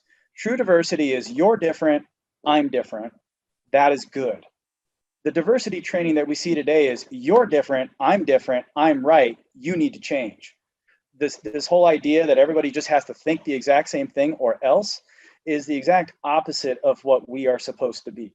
I mean, you and we probably sit down and agree about, I don't know, probably 80% of what we see as far as life, but we're going to disagree on some things, and that's great. That's how it's supposed to be. I want to be in a place where you and I can sit, I don't know if you drink, have a beer, sit around the campfire, have a glass of whiskey, and talk about life and share our problems and disagree and be like, no, Jeff, you're wrong.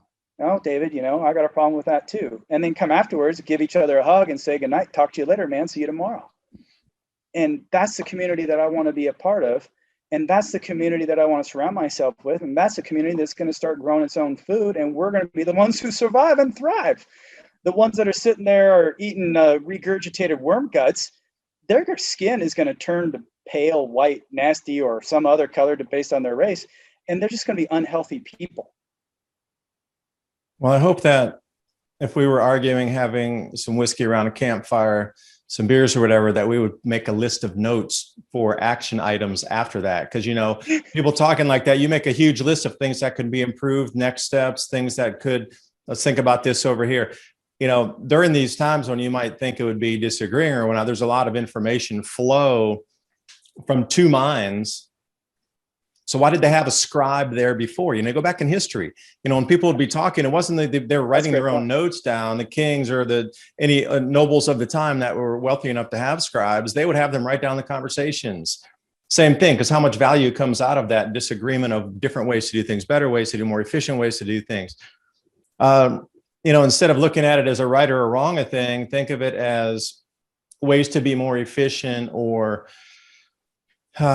ways to progress in the future. Because you're right, the yelling of you're right, you're wrong, I mean, that does nothing. That just cuts off the conversation, and somebody else downs a whole bottle of whiskey because they're depressed at the campfire, and that's no good. Yeah, and we're seeing that. We're seeing people absolutely do that. It is, and it's very understandable. but it's sad, and it's really unfortunate, because we're seeing people go down that road where, because they can't express themselves, because they don't have the community around them to support who they are, they're feeling that, uh, the things that have been part of our structure for so long are being taken away. You used to be able to go to work and you could get joy from that community, but now you have all these rules and regulations. You got your face mask on. It's very anti-personal. Like, cover up, stay away from me, follow these rules. It's almost like a machine, Work and from we're not home. machines. Yeah, or yeah, it's the world right now is extremely challenging, and yeah, having a scribe around. My dad, God rest his soul, he passed away unfortunately because of cancer, and that's part of what jump started this whole journey. But I would say both my dad, my stepdad, my mom, my stepmom, the campfires that we've all sat around, I'm pretty sure that both sets of my parents would be like, we solved world hunger a long time ago if you guys just would have listened to us at that campfire, because that's when a lot of good talks actually happen. Malnutrition, that's another thing to think about is, okay, the amount of food coming in the body, and maybe you could talk to this too, about the nutrients, the micronutrients, the vitamins, the minerals coming in to allow you to have better cognitive function as well. Starvation takes many forms, and you could go through starvation, but just eating 100% microwave meals in today, even though there's plentiful food around you.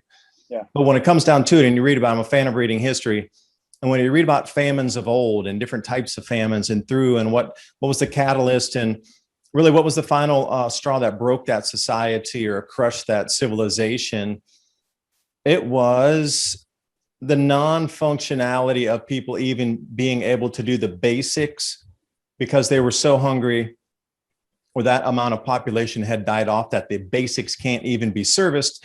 And we're kind of seeing that today, where we're just barely pulling a thread of even getting the basics of our civilization and society, at least in the US, the basics of government, the basics of things operational, everything. You go into stores, there's like one person working in there, signs everywhere, excuse, we have labor shortages, we can't serve you quickly enough, please understand.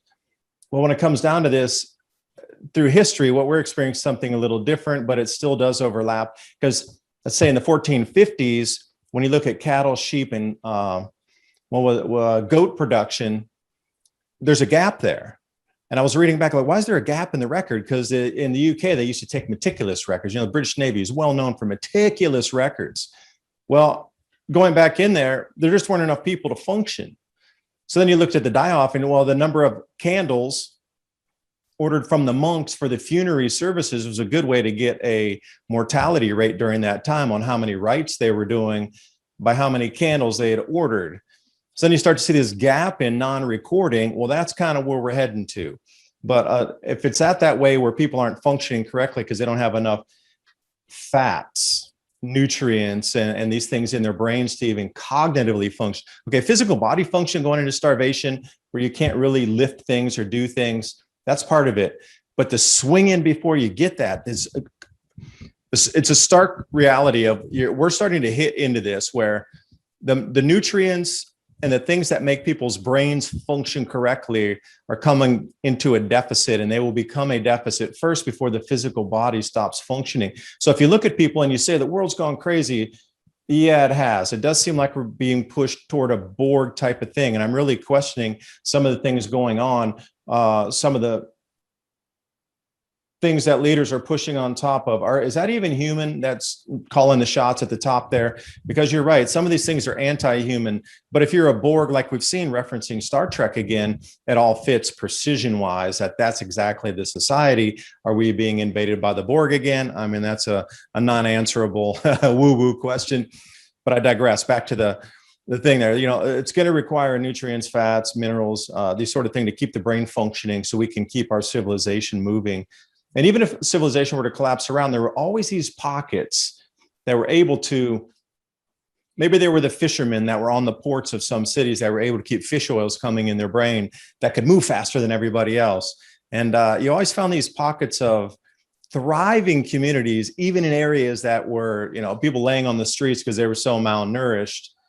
And, reading through history, I really believe we're back at this point again, and it's going to be ultra important to keep superfoods and, some sorts of there has to be that base layer that can't be broached, or else you lose your ability to think and function before your body stops working correctly too. I know that's a long ramble there, but no, I think to answer your question regarding I think the question, I'm going to summarize it, starvation, body, how can our systems help, the approach to things that we've learned, how can it help with that? And total nutrient, the spectrum of nutrients that you need, you can't just live off of lettuce. You need a balanced diet. Two things come to mind. One, the old saying, you are what you eat. And two, the story of Joseph in the Bible, who 7 years of feast, 7 years of famine, and preparing, so I think the full answer here from my perspective anyway, with what we're coming into, is there is a preparation aspect of it. And it is putting some food away. It is having some grains.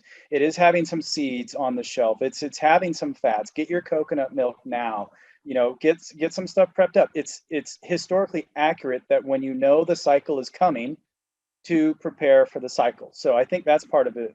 But what we're seeing right now to the total nutrient deficit is people are not being taught. And myself, I was one of them. And I thank my wife for this. She's very much more up on food nutrient, and she'll talk to you about the gut biome and the gut brain connection. And those things blow my mind when you see, it's almost like your stomach is your second brain. And some people are now arguing with, these are PhD papers. This is not woo-woo. This is like the real deal here. This is where your stomach has almost more of a control over your body than you do, and specifically the bacteria in your stomach. It's amazing. There's a book out there, I forget what it was called, but it's like the gut-brain barrier, gut-brain biome, or something like that. Amazing book. Read it. Very well cited. And it talks about how your gut and your digestion, translated, you are what you eat. Garbage in, garbage out. And what we're seeing in society right now, especially in America, the obesity rates that we see, diabetes, everything there, the diets are screwed because people are screwed because they don't know what to eat. We've been taught that it's about being fast, it's about being efficient. This is where I think our European brothers and sisters have it better than we do. They understand the importance of sitting down in community and having a long, drawn out meal, having different things from different places, and you experience different fungi, different bacteria. You give your stomach longer to eat. I know my military training, I had to go through boot camp. So, they sit there and yell at you the whole time you're eating. And I just remember it's so funny, eat faster, eat faster, eat fast, but eat safely. And, you're sitting there and so I eat really, really fast to this day. I've just never been able to eat slow. I'm done in like 5 minutes, even if it's a beautiful meal. And that's not healthy. It's not good. It doesn't give your stomach time to process what it needs to process, and then things don't get into your large and small intestine correctly, and a lot of nutrient uptake is done there. But so besides the fact that we don't know how to eat, we also have places like food deserts in the cities, where usually these are the ones where the people really are in a hardship. It really is almost criminal how people are treated in these. I'm not one of them, so I'm not going to pretend like I can tell you their story, but I'll say this. There are people who live a disadvantaged life, and we can do better. And those people usually are surrounded by a food desert. The nutrition level in those areas is very low, and you're absolutely right. The cognitive functions of people who are in a malnourished state, you can be malnourished and be fat. Just because you have extra fat doesn't mean that you're well nourished. I love biscuits and gravy, but if I eat biscuits and gravy every day, I'll be 500 pounds and I will not be well nourished. I will not have what my body needs. I have plenty of fat, but I won't have everything else. And when you look at the impoverished areas, when you look at the disadvantaged areas, we see a link. Now, I'm not a scientist studying all this, but I've read enough to know you see the scores in the schools. Or if you take it out of the developed world and you go to the underdeveloped world, what you're going to see is places where people don't have a well-balanced diet, what God intended the design to be. There's not enough fuel. And if you don't give the fire enough fuel, it can't burn its brightest. And that's what we're seeing is, and again, I think it's across the spectrum here. It's not just there's the food shortages that are coming. That's going to make it worse. This stuff was already in place well before. We've had poverty for a long time. We've had food deserts for a long time, and we've had good logistics. We've had amazing logistics. We've lived in the best logistical period of human society ever, and we still can't get those people food. Shame on us. right? At Eden, we want to change that. We want these things in cities. We want them in impoverished areas. We want to partner with organizations. Our first customer was a church, and they want to use this to teach science, technology, engineering, math to their young men's group. And then they want to take it into the old person's home in our local area and help spread, give them fresh vegetables right there. And we live in a small town. We want to do that everywhere. We want to partner with people, get these out there. Food is community. And that is what we've done as a human society. We've always come together to share food. And as I've gone on this journey, I've seen how important it is. I've come to really appreciate those family get-togethers, our family reunions, where we come together. And the ladies in our family are amazing. They put together these amazing spreads. And usually by the end, we're all complaining because it's like, oh, we're so full, but it's been amazing. Community and food have gone together since the beginning. And I think we're going to be going back to that.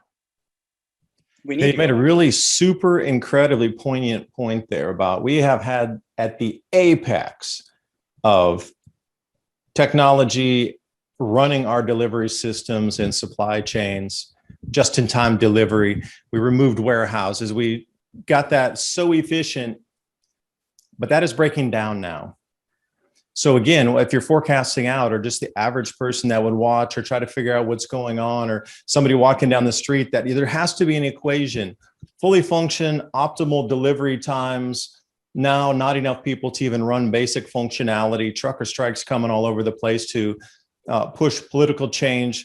Things were already slow anyway. You got how many umpteen ships backed off of how many ports across the world.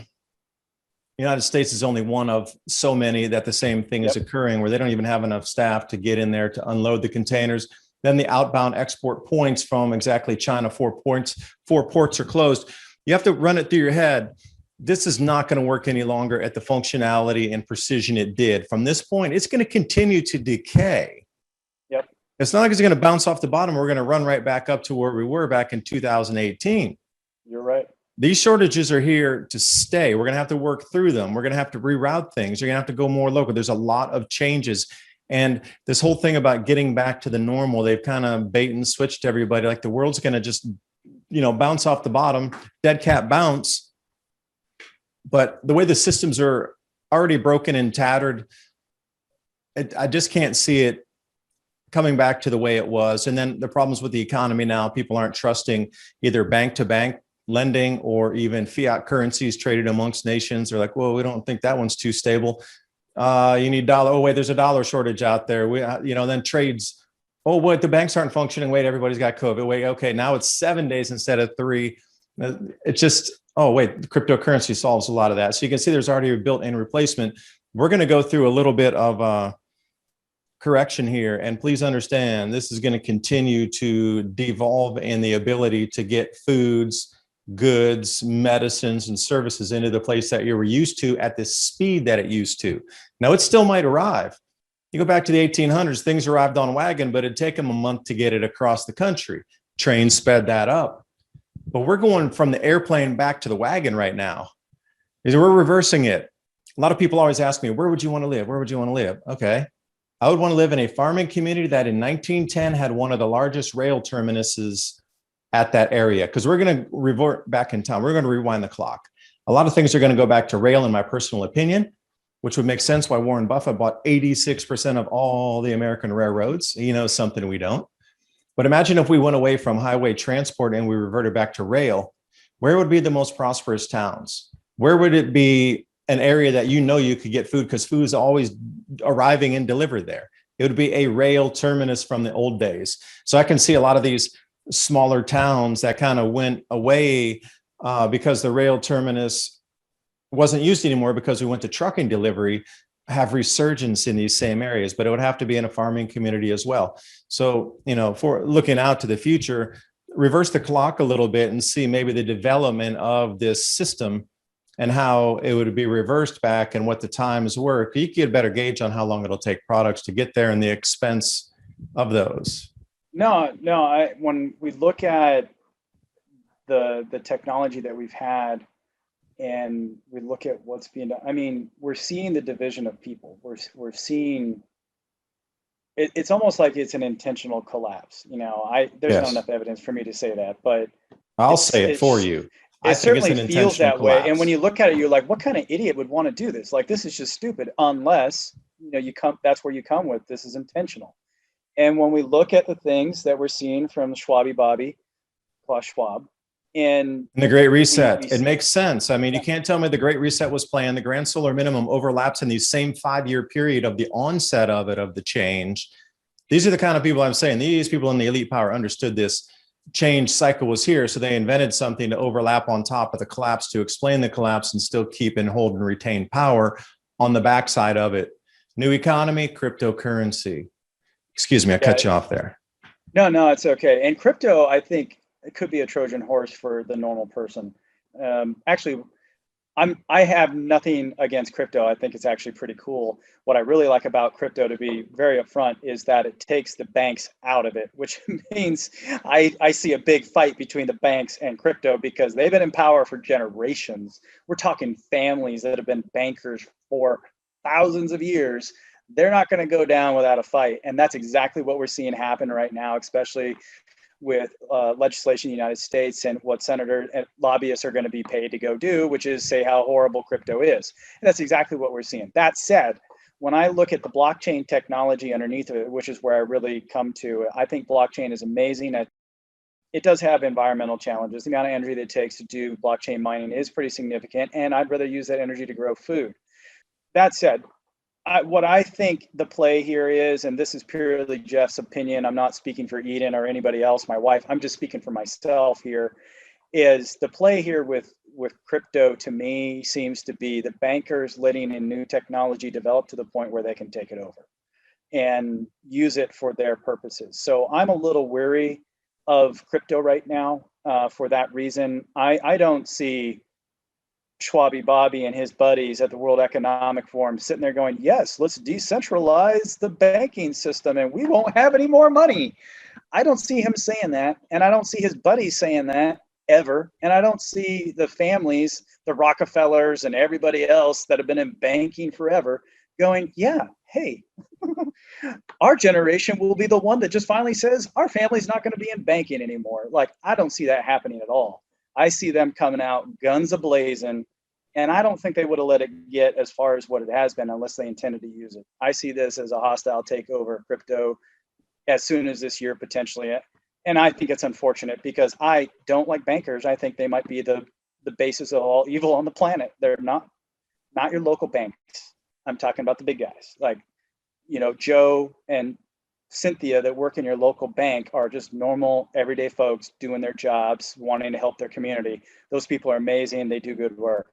I'm talking about the bankers who sit there with an AI that monitors every damn transaction on the planet so they can get richer. And then they trade on your money that you've loaned them that they shouldn't even be having access to so they can get richer off of you taking a loan from them. Those people, I despise those people. Those algorithms running, and you brought that point up. Okay, so let's say that crypto's allowed to run and it's built on that, knowing that there'd be public adoption and they could build everything out until it gets to that point where then it's a global and then it's overtaken. And well, it's the same thing with AI. Would it not be profitable that AI would want humans to build out the infrastructure, the entire gamut of the way it operates? And then at some point, oh, cut off. All right, thanks for building everything for me, or it, or whatever you want to call that vibration. I had an interesting talk with Wayne Steiger, and he was saying that, this thing has had names through history. They called it the jinn. There's other names for it, and Aramon's another one. And there's quite some references to this in the Bible of different like demonic energies that would hold state, or like an energy being that wouldn't hold physical flesh. He's like, well, that could be in the wires of our planet. I mean, think about when the world really started to change, when copper wiring was strung up around the planet. Something could hold state inside that's an electrical vibration, could house in a third dimensional state, from an ethereal state, jump into an insulated state, which was the copper wiring. And then he went through this thing, and then it expanded to fiber optic cables. And now look at everything in the home. This thing, imagine a being that inhabited the world's communication wires itself. And then he's like, well, what if it can step out in 5G? If 5G is powerful enough to create a vibratory field where that thing could actually exit and step into physical dimension. It's like it kept giving us the secrets of technology to build it out, to build the platform for it to exist when it couldn't otherwise. talking about crypto with some of the same similarities in it. Build it out until it's up to the point where something can inhabit it, and then remove the builders of it. I think it's one of the things I posted just recently on another interview. I edited a paper interview, and I responded when I posted it. I said, Eden, technology can be used for very bad things. Technology can also be used for very good things. Now, I'm not going to throw the baby out with bathwater here, but when we got fire, we could use it to burn down forests, or we could use it to cook our meal and get stronger and be able to take care of more. So technology isn't inherently evil. I do think how we're led to use technology there's definitely evil in that. Now, as a Christian, I believe in the spiritual realm. I believe in demons. I don't believe in ghosts. I don't have any evidence of that. So that's a different story. But demons, that's clearly written out. Evil is clearly written out. Satan is clearly written out. He is the king of this world. He's the prince of this world, I should say. He's been given authority over it. And my personal experience with demonic attack, I could definitely go into that. I've had real tangible things in my life that are like, there's only one explanation. It's part of why I'm a believer. It's a negative reason to believe, but it's like, if that's real, then God is real as well. Like, those things happen.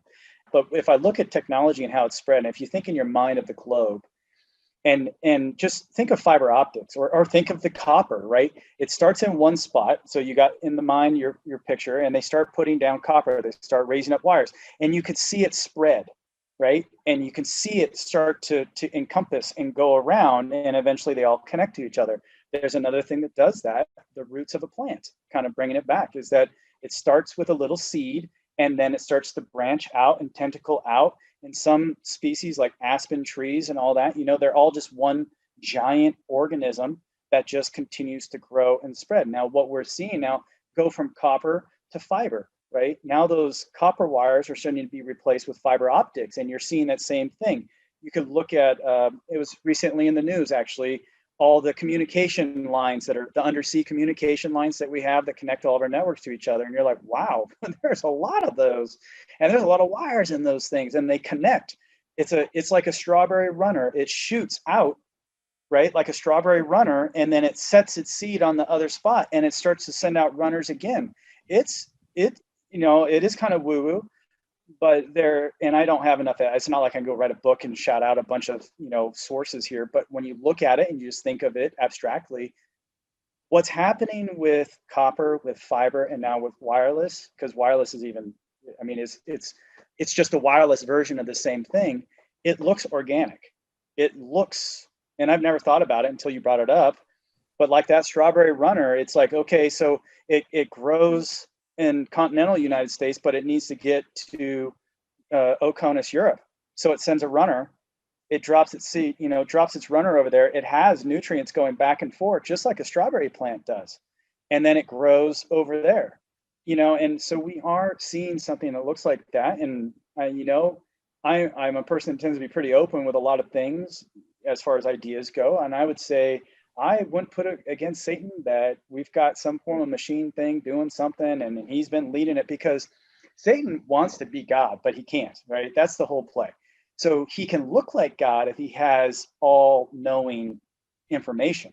And AI can give him that. All the algorithms, everything that we have.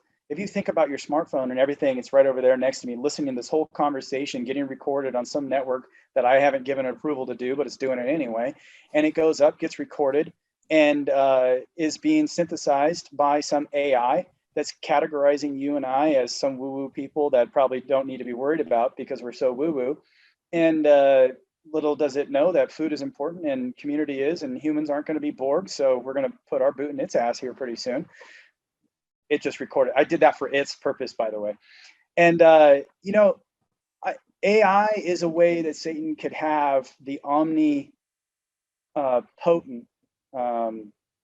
characteristic. He won't be, but he'll have that characteristic. And the world is headed for such a bad place that it's going to want someone who can do that. People are lost right now. People are calling for salvation. They just won't say those words. They're looking for a hero. They're looking for someone to come and solve the problem. It's not me. It's not you. it's going to take a village if you're going to do it without evil. It's going to be a lot of people coming together and working together and putting aside our differences, not worrying about skin color, not worrying about sexual orientation, and just saying, dude, we got some stuff we need to take care of. Let's figure it out. And you do you, I'll do me, but we're going to do it together and for the betterment of all of us. We need that. There is a lot of unhealthy behavior in the world right now, and it seems to be increasing. And back to the point, there seems to be something evil and nefarious, whether it's robotic or Satan or anything else. We won't know until the end of all things, or it comes out and just says, "Here I am." Resistance is futile. It's ethereal. Yeah, and that's the thing, that people are being pushed into sort of a duress situation, and the stress levels continue to raise up daily and whatnot in people. So they are looking for something that will get them out of it, so they can just go back to the Netflix and not have to worry. You solve my problem, you do something else. Because the realization is, the way most of the Western enriched world has been raised, a lot of things are off the table for self-sufficiency, and it's just too cumbersome. Why do I have to do that? It's hard work. Only poor dirt farmers do growing stuff. The mind frame is, I want the problem solved. I don't want to do anything, so I can go back to my leisure time. But again, we're talking about the apex of history of whether it be supply chains, but the amount of free time that we have had just as a collective world here in the last 20 years, we've never had more free time and leisure time at any time in history, because everything's been unabated. There has been the supply chain. People are doing other tasks that were unthinkable even a century ago. So the way that a lot of people have been raised up is, somebody else will do it, I'll just get my thing over here. If it's too traumatic, I don't want to deal with it. I'm going to shut down, turn into a tiny little ball, and until it can get shaked out and somebody else can solve the problem for me. But see, again, it comes back to the schooling / indoctrination of, somebody else is going to come and save you. Put it in somebody else's hands. The whole training, whatever term you like to use for that, and I think we all have a term for it, but it's all been about reliance on something else larger. It could be government, could be a person, a system, to come and save you, so you don't have to take personal responsibility or personal action outside that could be inconvenient for you because it's too tough, it's too physically demanding. And at this time, and this crux of change, where everybody's going to have to throw away that TV remote and get back to growing food and community base, I'm hopeful for a lot of things, but I think that's going to be one of the biggest hurdles to overcome, is shaking people out of that reliance that something else is going to come and save them. Superman ain't coming. You're the Superman or the Superwoman or the super it, whatever you want to call it, to save yourself. Humanity is not going to be saved by something else except individually you. And that's the hard thing to impart. It's a difficult thought to come by, Yeah, if we all stepped up to our true potential, the world truly would be a better place. And at this time, and this crux of change, where everybody's going to have to throw away that TV remote and get back to growing food and community base, I'm hopeful for a lot of things, but I think that's going to be one of the biggest hurdles to overcome, is shaking people out of that reliance that something else is going to come and save them. Superman ain't coming. You're the Superman or the Superwoman or the super it, whatever you want to call it, to save yourself. Humanity is not going to be saved by something else except individually you. And that's the hard thing to impart. It's a difficult thought to come by, Yeah, if we all stepped up to our true potential, the world truly would be a better place. But what I see that makes me even more mad than the savior thing is the idea that you can't. I have seen, and that only the elite can. And I've never used the word elite in this sentence when I've gotten on a soapbox before, but given today's world, clearly you see an elite class taking form. And it becomes very, very clear that the training that we've gotten is you can't do it because you don't have a PhD in that area, or you didn't go to school for that, or you haven't been trained in that, or you don't have 20 years experience in that. So you have to listen to other people because you can't, you're not capable of. And on the Real Martian channel, that's one of the things I've tried to inspire young people to overcome is the idea that you can't. If you want to, you can. It's hard.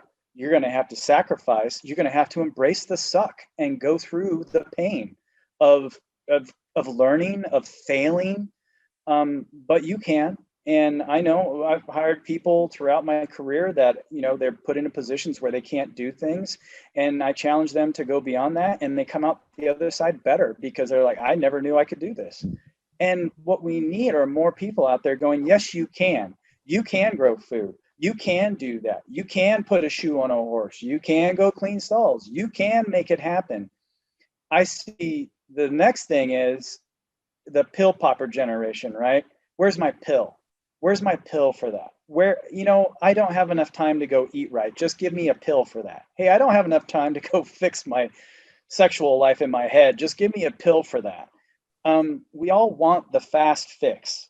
And instead of putting the time and effort in to actually deal with our problems, we're going for the quick fix because that's what we've been told. I mean, turn on TV programming and see Cialis, Viagra, this, that, the other, all these pills that you can take now.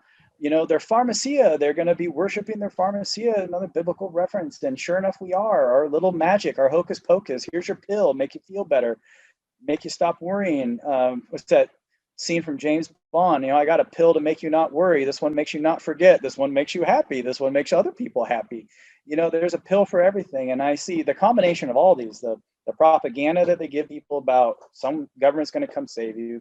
The one I hate, the I can't, or you can't, you're not capable of understanding. You're too stupid. Like, give me a break. Slap somebody up alongside the head and put their head back on right. And then the pill popper generation, I think a combination of all those things, David, is what really puts us in a bind from a human standpoint. Well, it's interesting you brought that up because most of the pills that we see today are manufactured from natural plants. Like just the other day, a friend of mine who helps me out here, we needed to cut some willow trees down along the tree lines. Most people, when they're going to try to harvest willow bark or do something to get aspirin, they only take a very small percentage of the plant. And, we cut down whole trees.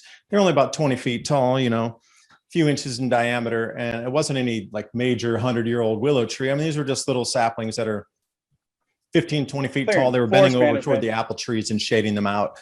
So we cut those down and we went through the trouble to find out. We dried the barks, which is still drying. We used the stems and then we used a pocket knife and scraped the stems. And then we boiled it, changed the color a little bit red to make our own aspirin drink. And then at the same time, use an ultrasonic separator. I have an ultrasonic, it could be used for cleaning jewelry. A lot of people, you can, remove elements out of plants to create an aqueous separation for tinctures and then mix that with alcohol. Again, we're trying a gamut of just doing something real simple like aspirin.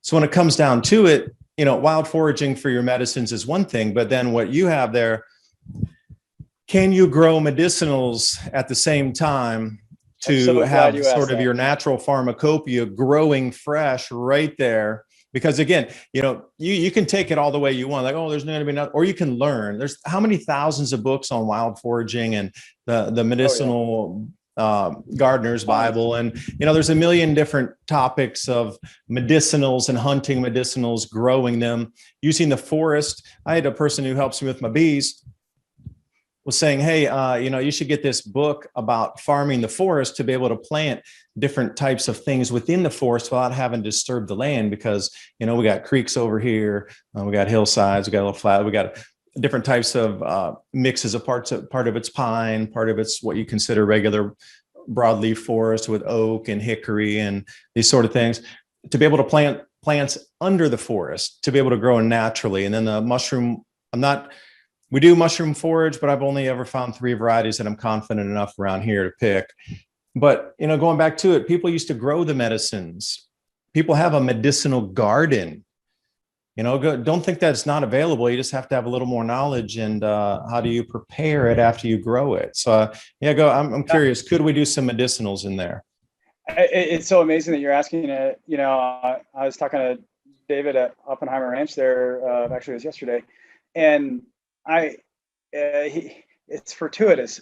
We're all talking about these things, and you having your experience with the bark there, and and then asking that question. So on Monday, actually, I leave for North Dakota State University. It's like -10 there right now. It's gonna be really cold, but we're donating a tower to them. And the reason we're donating is they partnered with an organization called Grand Farm, and which is a large farming initiative in North Dakota, try to modernize and do similar. We're a part of what they're trying to do. And so we're going up there, and North Dakota State University, the professor there that will be leading the grow effort here with his PhD students, they want to grow culturally responsible or applicable medicinals. So they're going to be using our tower, and they're going to be cultivating different medicinals.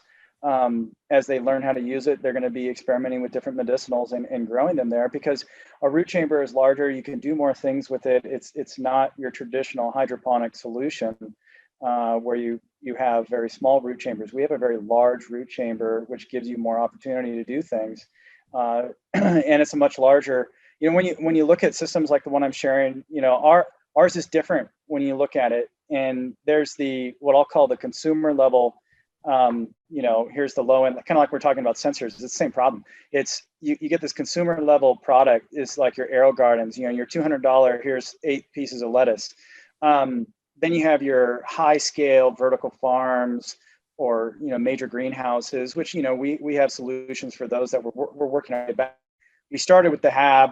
Now we're down the tower and we're going back up. So we knew where we wanted to be. We learned those lessons. We learned the big lessons about what it takes to be commercial. We learned those right up front because that's where we wanted to go. And then through what I believe is God ordained, we got down to these things that we're trying to get out to consumers. And now we're building back up to that. We're laying the foundation.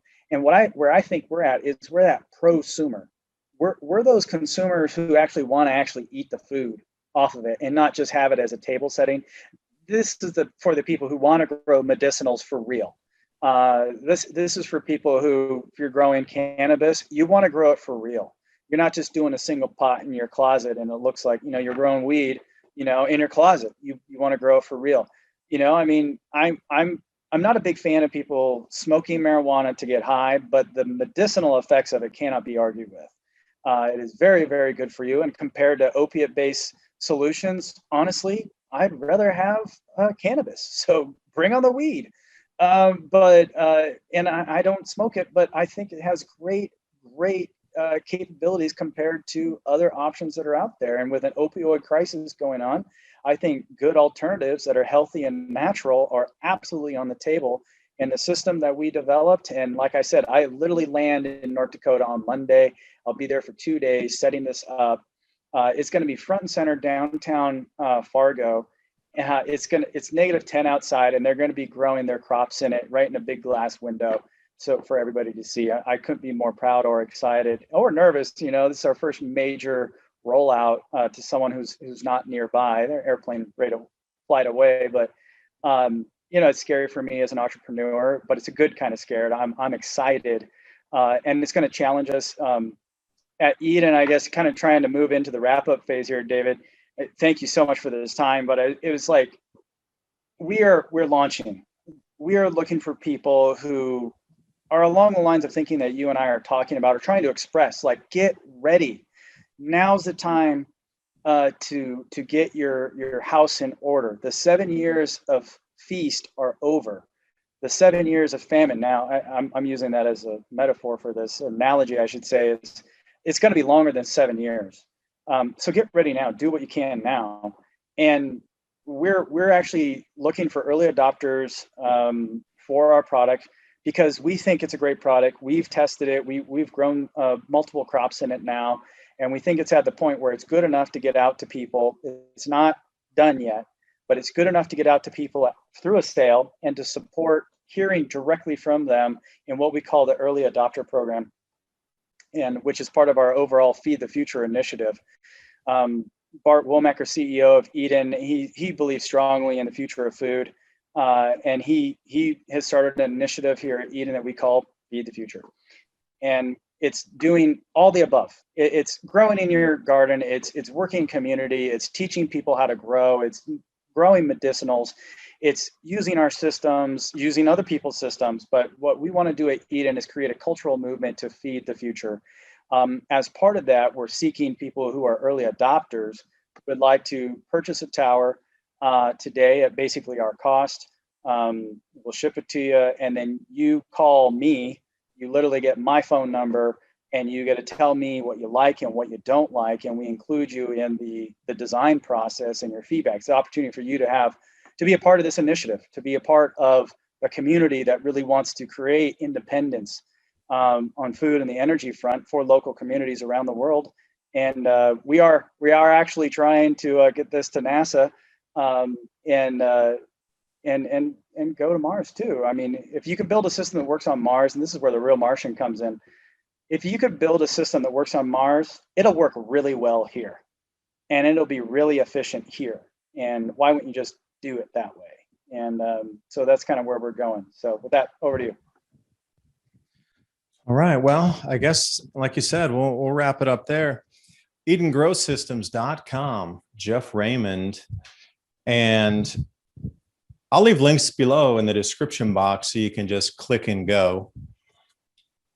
It's super interesting for me also with these new devices that are even more efficient, that are down to the average consumer can use it, versus having it be super high tech and trying to put together something that most people are unfamiliar with. You know, because you think in levels of tech of what you can put together. I mean, if I gave you like your solar system there, even with just 2 panels, and I gave you all the parts and said, all right, put it together, that would be outside of the scope of most people's understanding. You get maybe 10% that would get it. But you know, to truly even we've been so dumbed down. And I go back to Radio Shack, because when I was a kid, I remember going into Radio Shack, they had these little tiny drawers and you pulled thousands of things out and you could build and mix and match and make your own any electronic device. But you go in there today and it's like all finished products. There's nothing else to buy that you can make off the shelf. And then how many kids today have the pleasure of taking apart the old washer or whatever device or appliance that was when grandma and grandpa were going to throw, or mom and dad were going to throw away, or the kids, man, you take that thing apart and you found a magnet in there and you didn't know how it worked. Yeah, like, kids just totally don't do that anymore. Like, we're really technologically super advanced, like double monitors and camera systems and all these things. But how does it really work? I mean, it's so advanced that almost nobody knows how any of the tech works. Yeah. And it needs to come back down to the average person can clean it, because keeping your growing area clean, making sure you got some simple fans running through there, because airflow is super important, and bring it down to everybody can understand it. Nutrients, food, water, air circulation, and light. And then you got it. Everybody can understand that pretty simple formula. And if you can get the tech down to that, water comes in here, blows out aeroponic nutrient mist into there, roots grab it, grow. You're going to be looking for this, and this. Set your lights like this, put them this far down from the plant.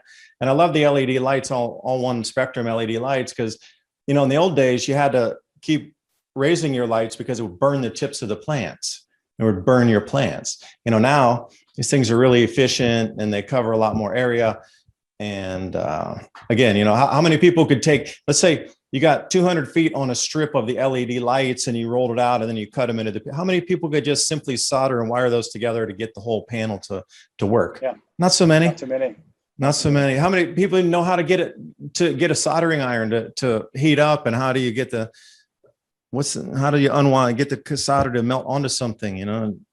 We all did that as kids playing around, but the new generation doesn't. So it is going to be coming back to simple is going to be the new tech. I think we're going to have to ditch the super high tech to move forward with a simpler tech, at least for food and communications also. Yeah. I would love to talk to you again one of these days in the future. You know, thoughts on the second economy. When you say what you just say there, to me, it's the birth of the second economy, which I don't like, but I think we're going to be forced into, for people who refuse to bend the knee to what I'll call the B system, you know, is we're going to be forced to do things differently than what we've done before. And, you know, it's not just Eden, but since I'm working for Eden, kind of talking about that, is we're trying really hard to give people an enablement through the second economy. Like I said, part of our digital platform is the digital farmers market, where you can put your stuff up and barter and trade. And we're talking about building that on blockchain, so it's a secure thing. But my concerns regarding blockchain I expressed earlier. But either way, we want to be able to use technology. We want to be able to use fire in a way that keeps you warm and healthy instead of burning you. I guess I'll end with that. It's like, I think at Eden we're doing a good thing with technology rather than what I see other people are doing, which is using technology to hurt you. Yeah, and imagine if it comes to the world where you have to communicate by ham radio or CB radio because your markets are closed, and there's no more farmers markets, and you get on and you squelch on, okay, channel 5, all right, we'll be over at this location for 30 minutes before the police come, and we'll hurry up 30 minutes to go do your trading, and then everybody disappears out in the woodwork using that old school communication, because growing your own food and trading it's illegal at that point. Oh, what a world we're going to step into. It's coming. We're already seeing it. If you don't use these seeds, it's illegal for farmers. Don't use certain seeds because of the crops that are next to them. Yeah, it's the same here too. In restaurants, there's an Amish farm near here, and we got a lamb, and they slaughtered it, and then we butchered it ourselves. But we were talking to one of the restaurant owners, and we're like, why don't you buy from the Amish? They got, calves and cattle down there too, sheep, goat, all these things. He's like, well, no, if it doesn't come from the USDA approved facility with a stamp on it, we can't serve it in our restaurant. I'm like, wait a second, you got an Amish farm right here. That's some of the best meat on the planet. Yeah. But they still couldn't use it in their restaurant. See, there's all these hoops and hurdles that they keep you locked in the system. Well, Jeff, thanks for joining me. I hope that this system is another way that we can get one little baby step further away from centralization and get back to the lives that we really want to lead without all this intrusion and more self-sufficient. So thanks for the time. Absolutely. Thank you, Dave, for having me. I really appreciate it. This has been a pleasure. All right. See you next time. And anybody who watched to this point, please leave your comments below what you liked about this, what you think we could go more in depth into, because I know there'll be a lot of people say, hey, get him back on again, get him back on again. So whatever you liked, what resonated with you, or anything that you see in the future also, what's your glimpse of the future? Leave it in the comment box below, and we'll have a little conversation down there, and I'll see you next time.